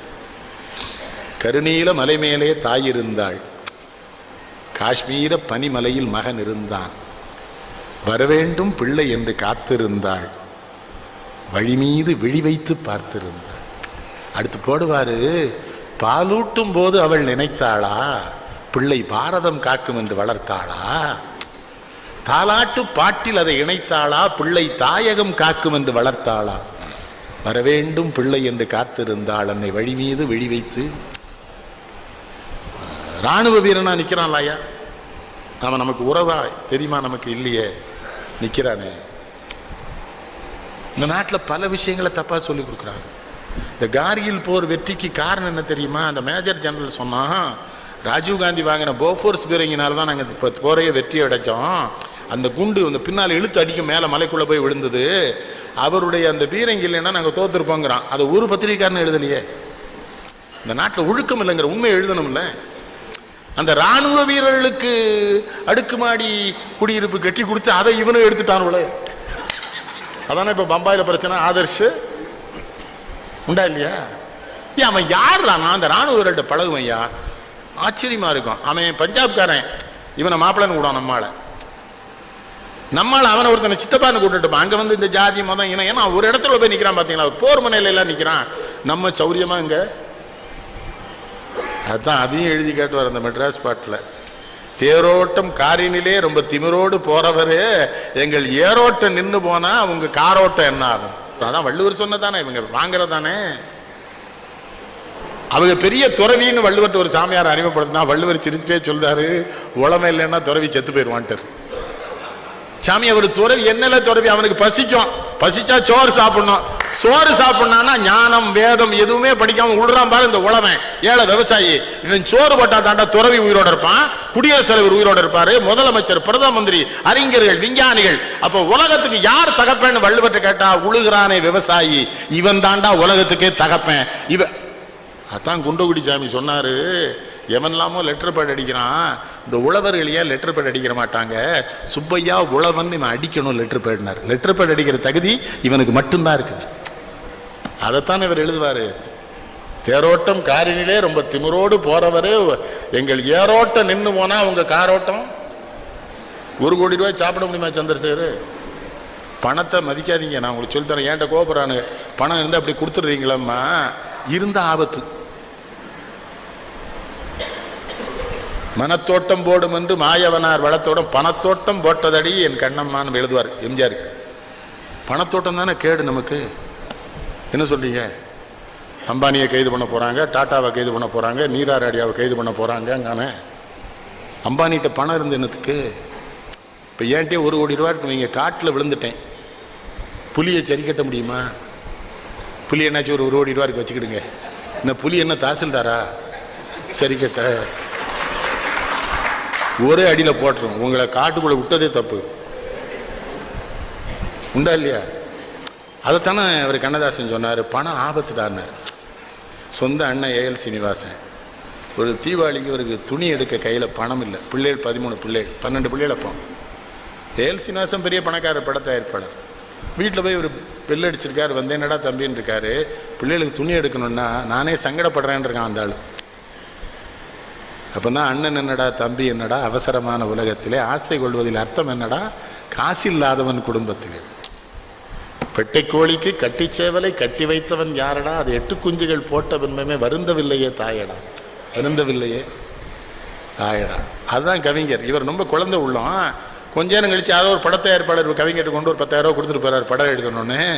இவர் உடனே பணத்தை எடுத்துட்டு அண்ணன் வீட்டில் போய் பெல் அடிக்கிறாரு. சங்கடப்படுறேன்னு சொன்னேன், என்ன ஒரு 5,000 ரூபா வச்சுக்கோன்றாரு. கிண்டல் பண்றதுக்கு இல்லை, உண்மையில அவர் மனசு அண்ணன் பணம் இவர் நம்புறாரு, அவர் போய் சொல்றாரு. உங்க எல்லாத்தையும் சொல்லையா, நமக்கு சங்கடமே பணத்தினால தானே, அந்த ஆசையினால தானே. டிவிலே போடுறானே, ஒன்னிடா பக்கத்து வீட்டுக்காரனின் பொறாமைங்க விளங்குமா நாடு. ஏல இந்த டிவிலையும் தானே படம் தெரியுது, அது எதுக்கு? அது கொம்பு வச்சுக்கிட்டு வேற ஒன்று வருது, அதுலேயே என்ன சொல்றான், கொம்பு முளைச்சவன் பார்க்குற டிவின்னு காட்டுறான். அவன் அதுக்கு சண்டை போடுறானே. அந்த 1.5 லட்சம் ரூபாய்க்கு ஒரு டிவி ஒரு வீட்டில் வச்சுருக்காங்க. எங்கள் அப்பா அந்த காலத்தில் சொல்லுவாங்க, எங்கள் கிராமத்தில் ஒருத்தங்கன்னா 1.5 லட்சம் ரூபாய்க்கு நாங்கள் 3 பொம்பளை பிள்ளைக்கு கல்யாணம் பண்ணிடுவோம் யான்னு. அதுலேயும் அதே தானே தெரியுது. ஆனால் ஸ்ரேயா மட்டும் நல்லா தெரியுதுங்க, உடுத்த மாட்டேங்கிறான். அவர் நல்ல பிள்ளையாக தான் இருக்கு, நம்ம பார்க்க தான் வேணும். அப்போ இப்போ ஒரு பிள்ளை வந்திருக்க வெள்ளாவில் தமிழ்நாட்டில் அப்புறம் வந்தாச்சு. நீ வயசானவன் உங்களுக்கு கல்கி, நான்லாம் இளைஞன், நீ என்னை அசிங்கப்படுத்தாத. அதுக்கப்புறம் ஜெனிலியா வந்துட்டா. அப்புறம் இன்னொருத்தி வெள்ளாவியில் வச்சு விளத்திகளா இல்லை வெயிலில் படாமல் வளர்த்திகளான்னு நம்ம தனுஷ் பாடுறானே, சே என்ன பேர், எவ்வளோ கரெக்டாக டாக்டர் வேலை பார்க்குறாங்க பார்த்தீங்களா. நான் இதுக்காகத்தான் இந்த தூண்டிலேயே போட்டேன், 2 சிக்கு தான் பார்த்தேன், 2 டாக்டர் சிக்கிட்டேன். ஆஷிகா போன்னு சொல்லி விவரம் சண்டாளங்களா. திருவள்ளுவர் எந்த ஊரில் பிறந்தோம்னா ஒருத்தனும் சொல்ல மாட்டேங்கிறான். மகாத்மா காந்தி தாய் பேர் ஒருத்தனுக்கும் தெரியல. ஆஷிகா போன்ஸ்லேங்கார், மோதிலால், சிவகுமார் கரெக்ட் அப்படிங்கார். இவர் எம்எஸ், அவர் எம்டியா, அவர் எம்எஸ், இவர் எம்பிபிஎஸ் இருக்குது. எம்எஸ் நிறைய அறுவை சிகிச்சை பண்றாருன்னு எனக்கு இப்போ தான் தெரியுது. ஆசிகா அவர் கல்கி, தமன்னாங்க அப்பல யுவர் ஓல்டு மேன். தமன்னாலாம் முடிஞ்சு போச்சு, நீ அதெல்லாம் இப்போ சொல்லாது. நீ எப்போ கரண்ட்டில் இருப்போது என்ன கல்கி, ஏன்னா நீ தான் கரண்ட் அவதாரம் கடைசி. கல்கி தானே கடைசி அவதாரம். அதை வச்சும் பாலச்சந்தர் ஒரு படம் எடுத்து அசிங்கப்படுத்தி விட்டாரா. ஒரு சின்ன பிள்ளைய அவள் இஷ்டத்துக்கு பிள்ளை தளம்பரவட்ட கொடுக்க மாட்டேன்னால அந்த பிரகாஷ்ராஜ் வச்சு ஒரு கூத்து. ஐயர்ட்டெல்லாம் சண்டை போடும். ஆனால் நல்லவர் நம்ம குற்றம் சொன்னால் அவர் சொல்லுவார். கண்ணதாசன் சொல்றதுக்கு முன்னால் கொடுத்துருவாங்க. அந்த 7 சுரங்களுக்குள் எத்தனை ராகம், இதய சுரங்களுக்குள் எத்தனை கேள்வி, வாழும் மனிதருக்குள் எத்தனை கலகம். என்ன பாட்டுது இந்த ஸ்ரீவித்யா, எவ்வளோ அழகு பிள்ளை. கமல் ஏமாத்தின 10 பிள்ளைகள் அதான் முத பிள்ளை. நல்லவன் கமல், சிறந்த நடிகன். வாழ்க்கையிலையும் அவனை மாதிரி நடித்தவங்க என்னையா இவனெல்லாம் எனக்கு புரியலையா. அவன் ஆம்பளை இல்லைன்னு எல்லாரும் சொன்னாங்க, பிள்ளை பரலன்னு. வாணி கணபதியை விலக்கி வச்சான். அப்புறம் இந்த சரிகான் ஒரு வடநாட்டு பிள்ளையை கல்யாணம் பண்ணா 2 குழந்தை பற்றி இவன் ஆண்மையான புரியா. அவன் மாடியிலிருந்து வந்து காயப்பட்டானோன்னு அவளை ஒதுக்கிட்டான். ஐயா ஒன்றுமே இல்லாமல் சென்டென்ஸ் இப்படி ஆரம்பிக்கும். நம்ம எவ்வளோ பெரிய கல்யாணம், எது என்ன எது என்ன எதும்மா, இல்லை ஏதோ கேட்டிங்களே, இல்லை ரொம்ப நாள் பழக்கமா, அதாம்மா எதுமே. திரும்ப இந்த பாருங்க, இது உங்கள் திருக்குறள் வேலையெல்லாம். அதுக்கு திருவள்ளுவர் எழுப்பா, திருக்குறள் வேலை என்ன வேண்டாம் சொல்லுங்க என்ன. அப்புறம் புரிஞ்சுக்கணும், ஏம்மா எனக்கு அந்த அம்மா தெரியவே தெரியாது, அது வந்து இல்லையே, ரொம்ப குழஞ்சு பேசிட்டு இருந்தாங்களாம்மா, அதான் பெண்கள். அது நம்மளை சந்தேகப்படலவா, இவன் என்னுடைய உடைமை பொருள், இவன் எனக்கு உரியவன், எனக்கு மட்டும் என்று இந்த உலகம் தீ வளர்த்து என்னை இவனிடம் தந்தது. இவன் இன்னொருவருக்கானவனா ஆவதனால் 2 சிக்கல் ஏற்படுது. முதல்ல நான் இவனுக்கு சரியா இல்லைன்னு என் மேல பழி வரும். அப்புறம் என் கணவன் ஒழுக்கமற்றவன் என்று இவனை குற்றஞ்சாட்டுகிற பொழுது நான் அல்லவா அவமானப்படுவேன் என்று பெண்கள் கருதுவனால தானே கேட்கிறாங்க. 1.5 வருஷம் நான் அவங்களும் எங்கேயும் போல, ஒரு நேரம் தான் சாப்பிடுவேன். அவங்களே கவனிச்சு மரணம் உறுதி என்று சாந்தா மேடம் சொல்லி நான் கூட்டு போல. அவங்க திருநெல்வேலிக்கு போகணும்னா என்னையா வாழ்க்கை, கழுதப்பைய வாழ்க்கை. இறந்துட்டாங்க, அழுதுகிட்டே இருந்தேன், பசிச்சுட்டியா, எவ்வளோ கேவலமான வாழ்க்கை. அவளுக்காக அழுறே, என் வயிறு பசிக்குது. மனசு சொல்லுது, யாராவது வந்து நீ சாப்பிடுன்னு சொல்ல மாட்டாங்களான்னு சொல்லு. ஒரு நாள் உணவை ஒளி என்றால் ஒளியாய், 2 நாளை கேள் என்றால் ஏலாய். ஔவையார் சொல்ல, வயிறே ஒரு நாள் சாப்பிடாம சொன்னா கேட்க மாட்டுக்க, 2 நாள் சாப்பாடு உன்னோட வாழ்றது அரிதுங்கிற. கேவலம் தானே. இறந்து மறுநாள் நமக்கு பசிக்குது ஐயா, என்ன மனித வாழ்க்கை. அதைத்தான் அந்த வாழ்க்கை என்பது வியாபாரம். வரும் ஜனனம் என்பது வரவாகும், மரணம் என்பது செலவாகும். இந்த வாழ்க்கையை அவரை மாதிரி சுவைத்து நகைச்சுவை ஒரு மாதிரி யார் பாடியிருப்பா. நான் சொல்லிட்டே வந்தேன்னா, அந்த நீரோடும் பொய்கையிலே நின்றாடும் மானே, நெய்யூரும் கானகத்தை கைகாட்டும் மானே, தாலா எது பார்மகளை பார். அதில் ஒரு வரி போடுவார் பாருங்க, நான் காதல் என்னும் கவிதை சொன்னேன் கட்டிலின் மேலேம்பாங்க. அந்த பிள்ளை பதில் சொல்லும், அந்த கருணைக்கு நான் பரிசு தந்தேன் தொட்டிலின் மேலே. மறந்துடாதீங்க, புரிஞ்சுக்கணும். இதை நான் சொல்லது புரியுதா? காதலனும் கவிதை சொன்னேன் கட்டிலின் மேலேன்னு. அந்த பெண்ணு என்ன பதில் சொல்றா, டே ஒரு மனைவிய முழுமையாக மகிழ்ச்சியாக உடல் சார்ந்து முளம் சார்ந்து ஒருத்த வச்சுக்கிட்டான்னு வச்சுக்கடா, அது கருணைங்கிறான். அந்த பெண்ணுக்கு ஆண் செய்ய வேண்டிய கருணை, நீ அந்த கருணை எனக்கு செஞ்சே இல்லை, அதனால தான் என்ன பண்ணேன், நான் பரிசளித்தேன் தொட்டிலின் மேலே. அதுக்கு முன்னால் ஒரு படத்தில் சொல்வாவா, நான் நான் என்னையே அழித்தேன் அவனிடம், அதில் நானும் மகிழ்ந்தேன் பல முறைம்பா. எவ்வளோ பெரிய மனுஷன் இது. அது நான் சொல்ல செய்தி நீங்கள் புரிஞ்சுக்கிட்டீங்கன்னு நினைக்கிறேன். அந்த உடல் சார்ந்த வாழ்க்கை என்பது கருணைங்கிறான். பெண்களுக்கு ஆண்கள் செய்கிற கண்ணதாசன் தானே சொல்ல முடியும். இப்படி தாலாட்டு பாட்டு எழுதிட்டு வந்து இருவர் உள்ளத்தில் எழுதுவார் தெரியுமா, எம்.ஆர். ராதாவும் டிபி முத்துலட்சுமி பாடும். புத்தி சீகாம நீ பெற்ற பிள்ளைன்னு வரவர், இது புன்னகை செய்யுது சின்ன பிள்ளை அத்த சொல்றாரு. ஆறாவதா வந்த செல்ல பிள்ளைன்னு பாடுவார். ஆறாரோ அரி ஆறாரோ அட அசட்டு பய உள்ள ஆறாரோம் பாரு. யார், எம்.ஆர். ராதா. புருஷ மனசுல பூத்திருந்தேன், தினம் பொழுதும் இரவுமா வாழ்ந்திருந்தேன், வருஷம் ஒரு பிள்ளை பெத்தெடுத்தேன், இப்ப வயசு 26 ஆச்சுமா அந்த அம்மா. இது அவரு உடனே அந்த உடனே இவர் திரும்ப பாடுவார் எம்.ஆர். ராதா. ஆறாரோன்னு பாரு, அசட்டு பய உள்ள ஆறாரோம் பாரு. அப்போ அந்த அம்மா சொல்லுவா, புருஷ மனசுல பூத்திருந்தா சொல்லிட்டே வந்துவா, கரெக்டுன்னா சொல்லுவா, குழந்தை நிறைய ஆயிட்டேன்னு வருத்தப்படுவா. ஆசைக்கு பிள்ளை ஆராய்ச்சியும்பா. இவர் சொல்லுவார், அடுத்து தடை செய்ய ஆராய்ச்சி. அதான் அந்த இடத்துல ஒரு குசும்பு வைப்பார். ஆசைக்கு பிள்ளை ஆராய்ச்சின்னா அடுத்து தடை செய்ய ஆராய்ச்சின்னு அடுத்தால என்ன விடுவார் தெரியுமா, நம்ம ஆசையுடன் பேசி நாளாச்சும் பாரு. அந்த அம்மா சொல்லும், ஆபத்து அங்கேதான் உருவாச்சு, ஆனாலும் துண்டுது பாட்டு பாரு. என்னது, ஆனாலும் துண்டுது பாட்டு,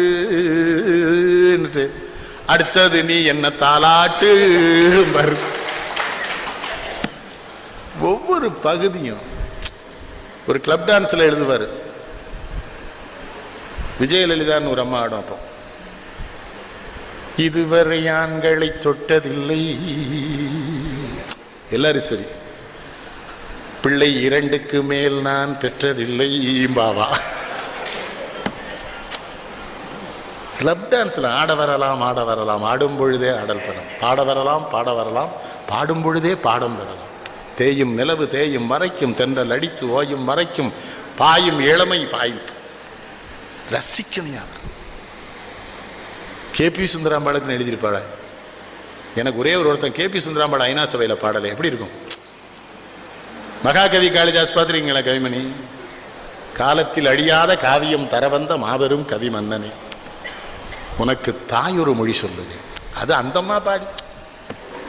எங்குள்ள ஒருத்தன் பரமசிவன் ஒருத்தன் இருக்கான், ரொம்ப ரசிப்பான் சினிமா. அவன் தான் சொல்லுவான், திருச்செந்தூருக்கு போயிருக்கான், என்னுடைய நூலில் எழுதியிருக்கேன், மணிகண்டம் படிச்சிருக்கலாம். திருச்செந்தூருக்கு போயிருக்கான், திடீர்னு வந்து எழுப்புறான். என்னென்ன, வாடா முருகனை பார்க்க போனேன், சாயங்காலம் போலான்னு. சாயங்காலம் முருகன் இருப்பானோ மாட்டானோன்ட்டான்.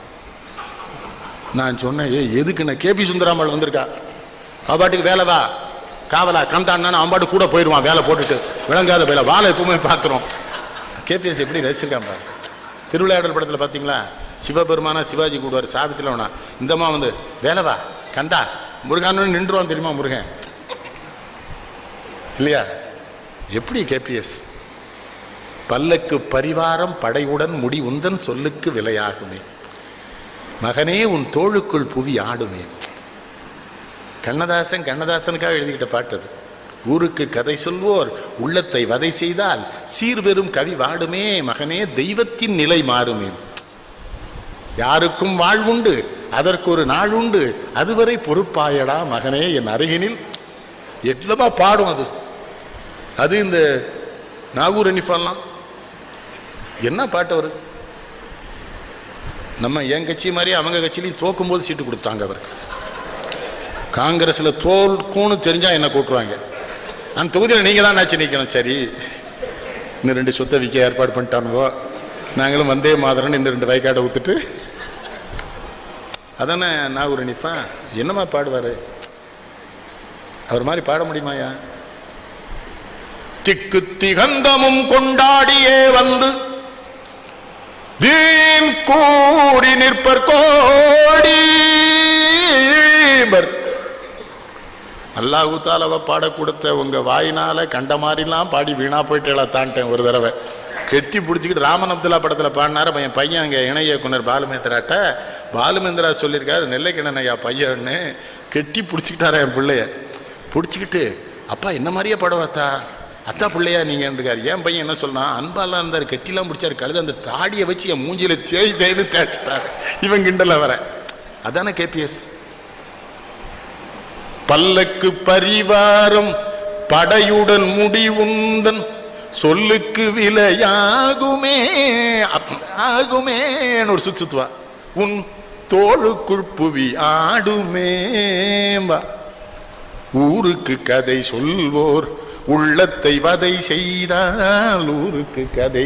எத்தனை வயசு அந்த அம்மாக்கு? சங்கரங்கோயிலில் கச்சேரி பண்ணிட்டு இருக்கு. காலையில் விடிஞ்சிடுது, கோயில் யானை வெளியே வருது. கஜானனம் பூத கணாதி சேவிதம். எங்களுக்கெல்லாம் என்ன நினைப்பு, இந்த அம்மா பாட போய் தான் யானை வருது நாங்கள் நம்புகிறோம். கடவுளை நம்பி கும்பிடுங்க ஐயா. நம்ம சாமியார்களே நம்பலையே. ஆனால் கொங்கு மண்டலத்தில் தான் சாமியார் நிறைய இருக்கான். கோயம்புத்தூரில் போனால் எங்கே பார்த்தாலும் இங்கே ஒரு சாமியார் உனக்கு வாழ நான் சொல்லி கொடுக்கேங்க. நான் தான் வாழ்ந்துக்கிடுவேனே நீ ஏன் சொல்லி கொடுக்கணும், உனக்கு தெரியலங்கானே. அவனை கொன்ற வேண்டாமா அந்த சாமியாரை? நமக்கு என்ன அவன் பயிற்சி அளிக்கிறது? என் மனசை நான் தான் கட்டுப்படுத்த முடியும் சந்திரசேகரன். இன்னொருத்தர் கட்டுப்படுத்த முடிச்சா அவன் ஹி மேபி சைக்காஸ்டிஸ்ட். அப்படி தானே டாக்டர்? அவன் மனநல மருத்துவராக இருக்கணும். இவன் சாமியார் யார் என்ன கட்டுப்படுத்த? வடக்க ஒரு சாமியார் ஆசிரமத்தில் இருந்திருக்காரு. ஒரு கோனார் பொம்பளை பால் கொண்டு வந்திருக்கா. கங்கையில் வெள்ளம் கூடிட்டுது. திரும்பி போகணுமே சாமின்னு இருக்கா. ஓம் நமச்சிவாயன்னு சொல்லிட்டு போட்டார், போயிட்டான். மறுநாளும் பால் கொண்டு வந்துட்டான். சாமியார் கேட்டார், வெள்ளமாக இருக்க எப்படி போன? நீ தானே சாமி ஓம் நமச்சிவாயன்னு சொல்லுன்னு போனேன். ஆற்று மேலே நடந்து போயிட்டேன், பால் கொண்டு வந்துட்டேன்னு. சாமியார் நம்பிக்கை இல்லாமல் தான் சொல்லியிருக்கான். அவன் நம்பி போயிட்டான். சாமியார் கொஞ்ச நேரம் பார்க்க அவள் போகிறா ஓம் நமச்சிவாயன்னு ஆற்று மேலே நடந்து. சாமியார் போனவன் என்ன பண்ணான், 2 வேட்டியும் தூக்கிட்டு ஓம் நமச்சிவாயன்னு விட்டான். 6 இழுத்துட்டு போயிட்டுது.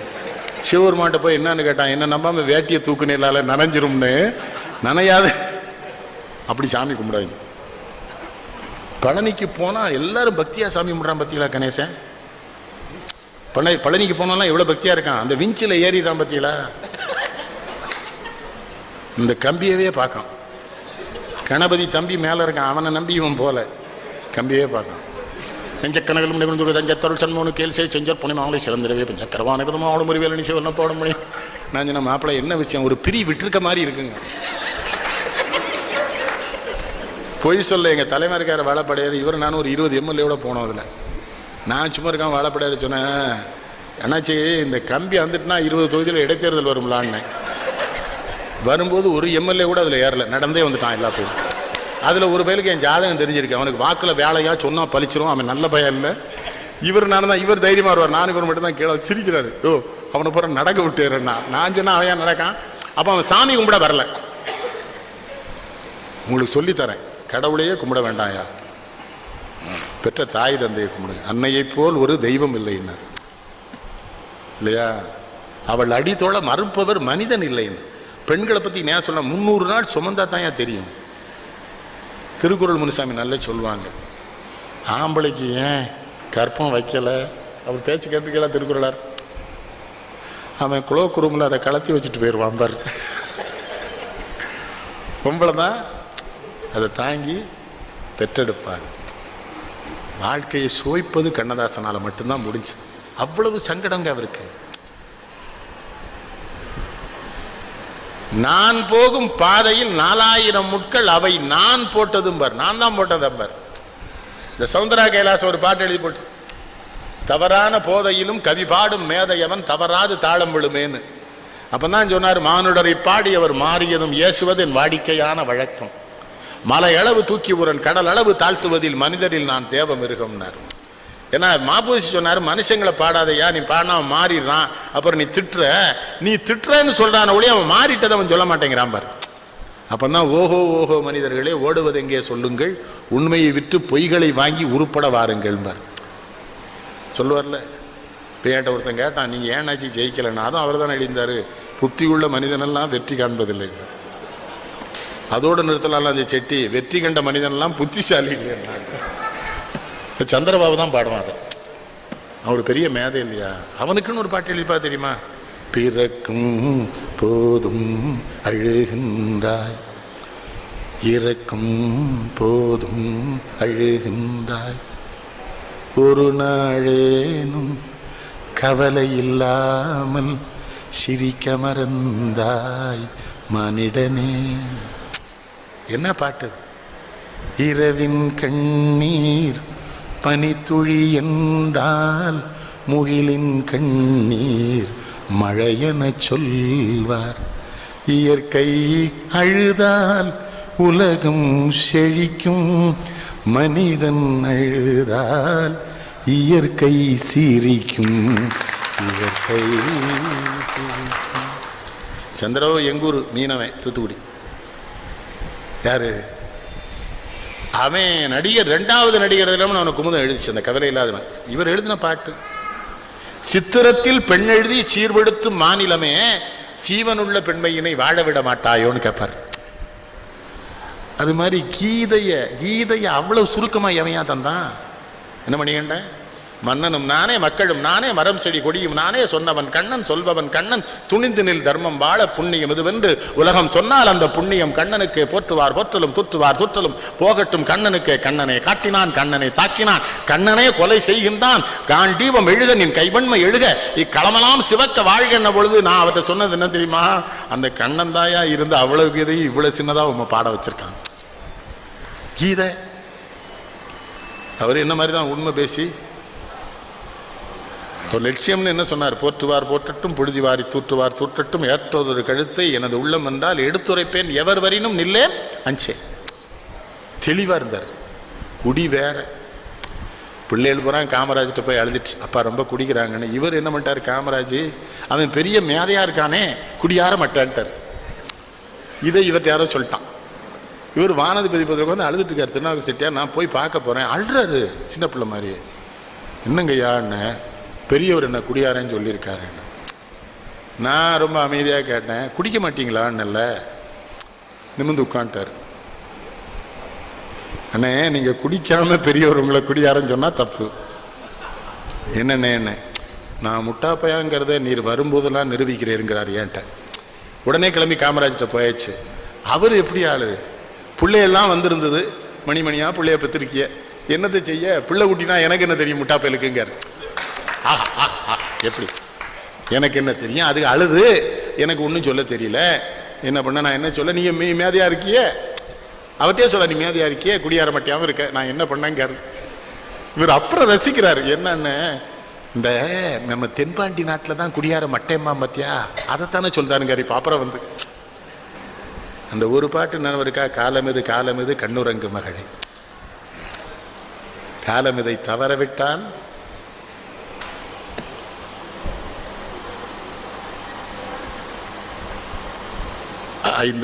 அந்த ஒரு அந்த அதான் கம்ப்யூட்டர் வேலை செய்ய மாட்டுக்கு. இந்த 2 அந்த 5 வயசான உடனே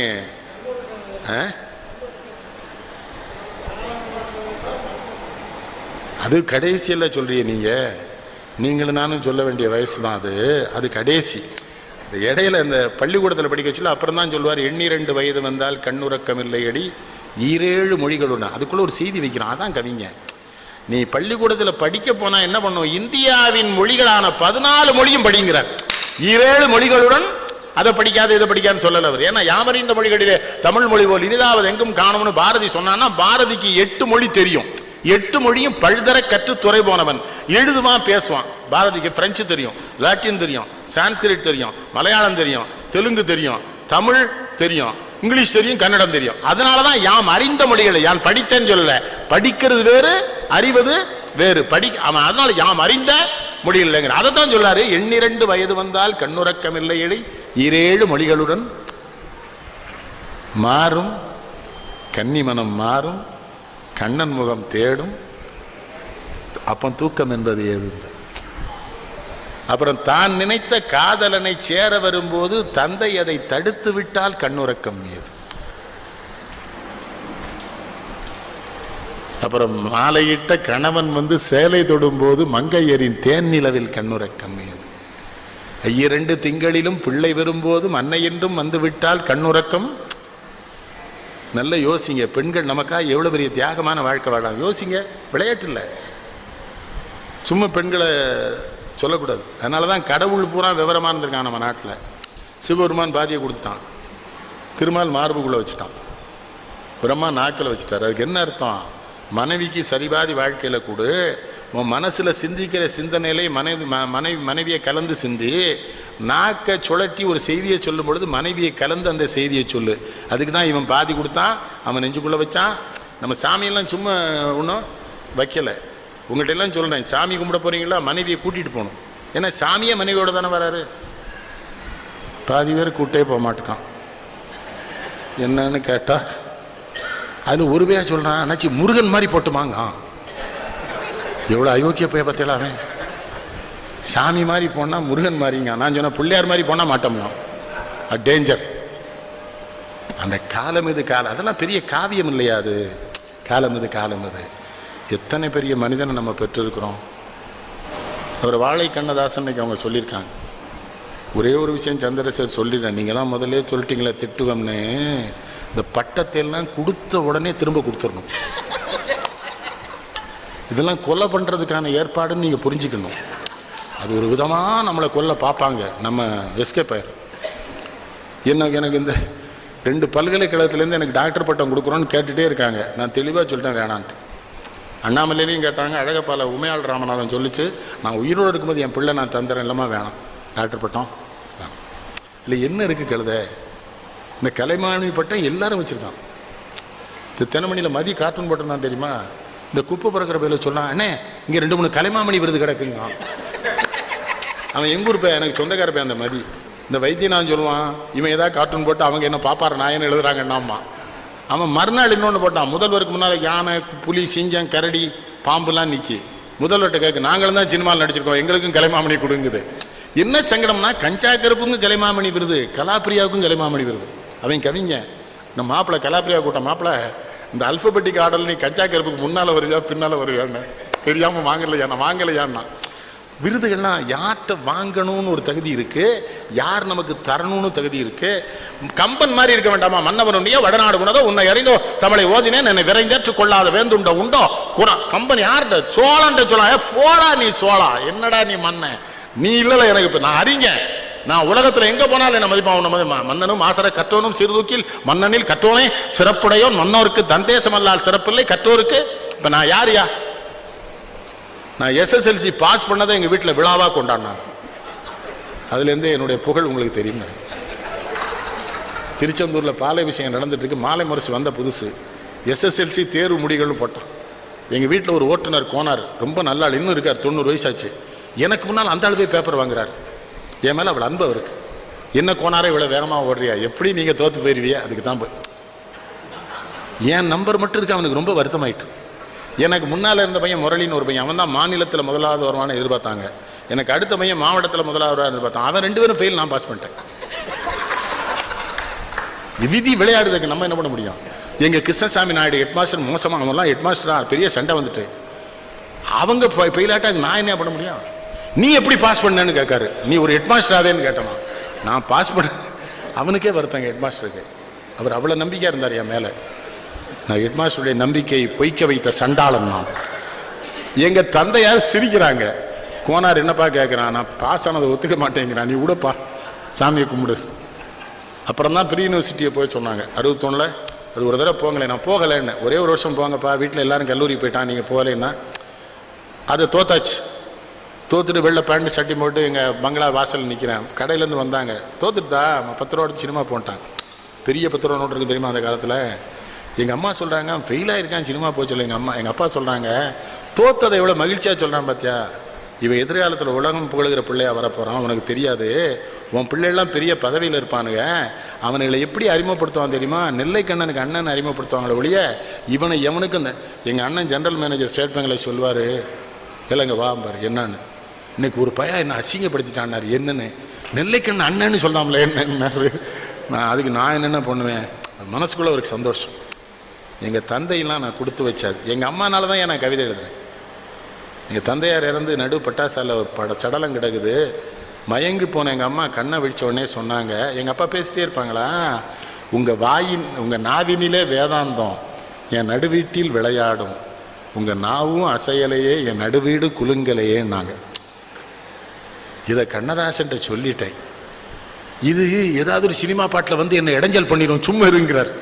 இந்த தாலாட்டு பாட்டு பாடும்போதெல்லாம் அவருக்கு செட்டிநாட்டு தாலாட்டு மனசுக்குள்ள முதல்ல அந்த காலமது கண்ணவரவங்க முதல்ல அவர் சொன்னது போனால் செட்டிநாட்டு தாலாட்டு. ராமகண்ணப்ப எழுதுறாரு, நிறுத்து மாப்பிள்ள நிறுத்து, அது நம்ம செட்டிநாட்டு பாட்டுறா. அப்புறம் தான் எழுது. ஆண்டொன்று போனால் வயதொன்று போகும்பர்.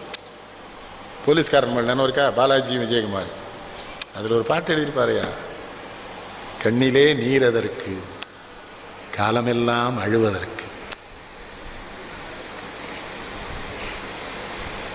காலிலே நடையதற்கு காதலித்து பிரிவதற்கு, கையிலே வளையதற்கு கன்னியரை அணைப்பதற்கு, நெஞ்சிலே நினைவதற்கு நித்த நித்தம் துடிப்பதற்கு.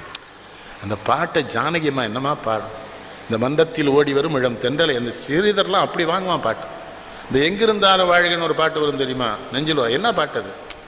வருவாய் என நான் தனிமையில் நின்றேன், வந்தது வந்தாய் துணையுடன் வந்தாய். இந்த டாக்டர் சொல்றான், நான் உன்னை காதலிச்சு உனக்காக காத்திருந்தேன்டா, ஆனா நீ வரும்போதே உன் துணைவனோட வந்துட்ட. நீ துணைவனோட வந்தால எனக்கு வருத்தம் இல்லை, எனக்கு என்ன மகிழ்ச்சி தெரியுமா, துணைவரை காக்கும் கடமையும் தந்தாய். உனக்கு எவ்வளவு நம்பிக்கை என் மேல. நான் உன்னை காதலிச்சவன், உன் கணவனை என்கிட்ட தந்தேன்னு வச்சுக்கோ, நான் அவனை கொன்னுற கூட கூடலாம் நீ எனக்கு வேணும்னு. ஆனா நீ அவனை கொண்டு என்கிட்ட ஒப்படைக்கிற, துணைவரை காக்கும் கடமையும் தந்தாய். அடுத்து ஒரு வார்த்தை போடுவான், தூயவளே நீ வாழ்க்க. ஏய் நீ எவ்வளவு நல்லவளா இருந்தா என்ன நம்பி உன் கணவனை என்கிட்ட ஒப்படைப்பேன். ஒரு பாட்டு, சினிமா பாட்டுக்கு இப்பவுமே எழுதுறானோ வரியே தெரியலையே.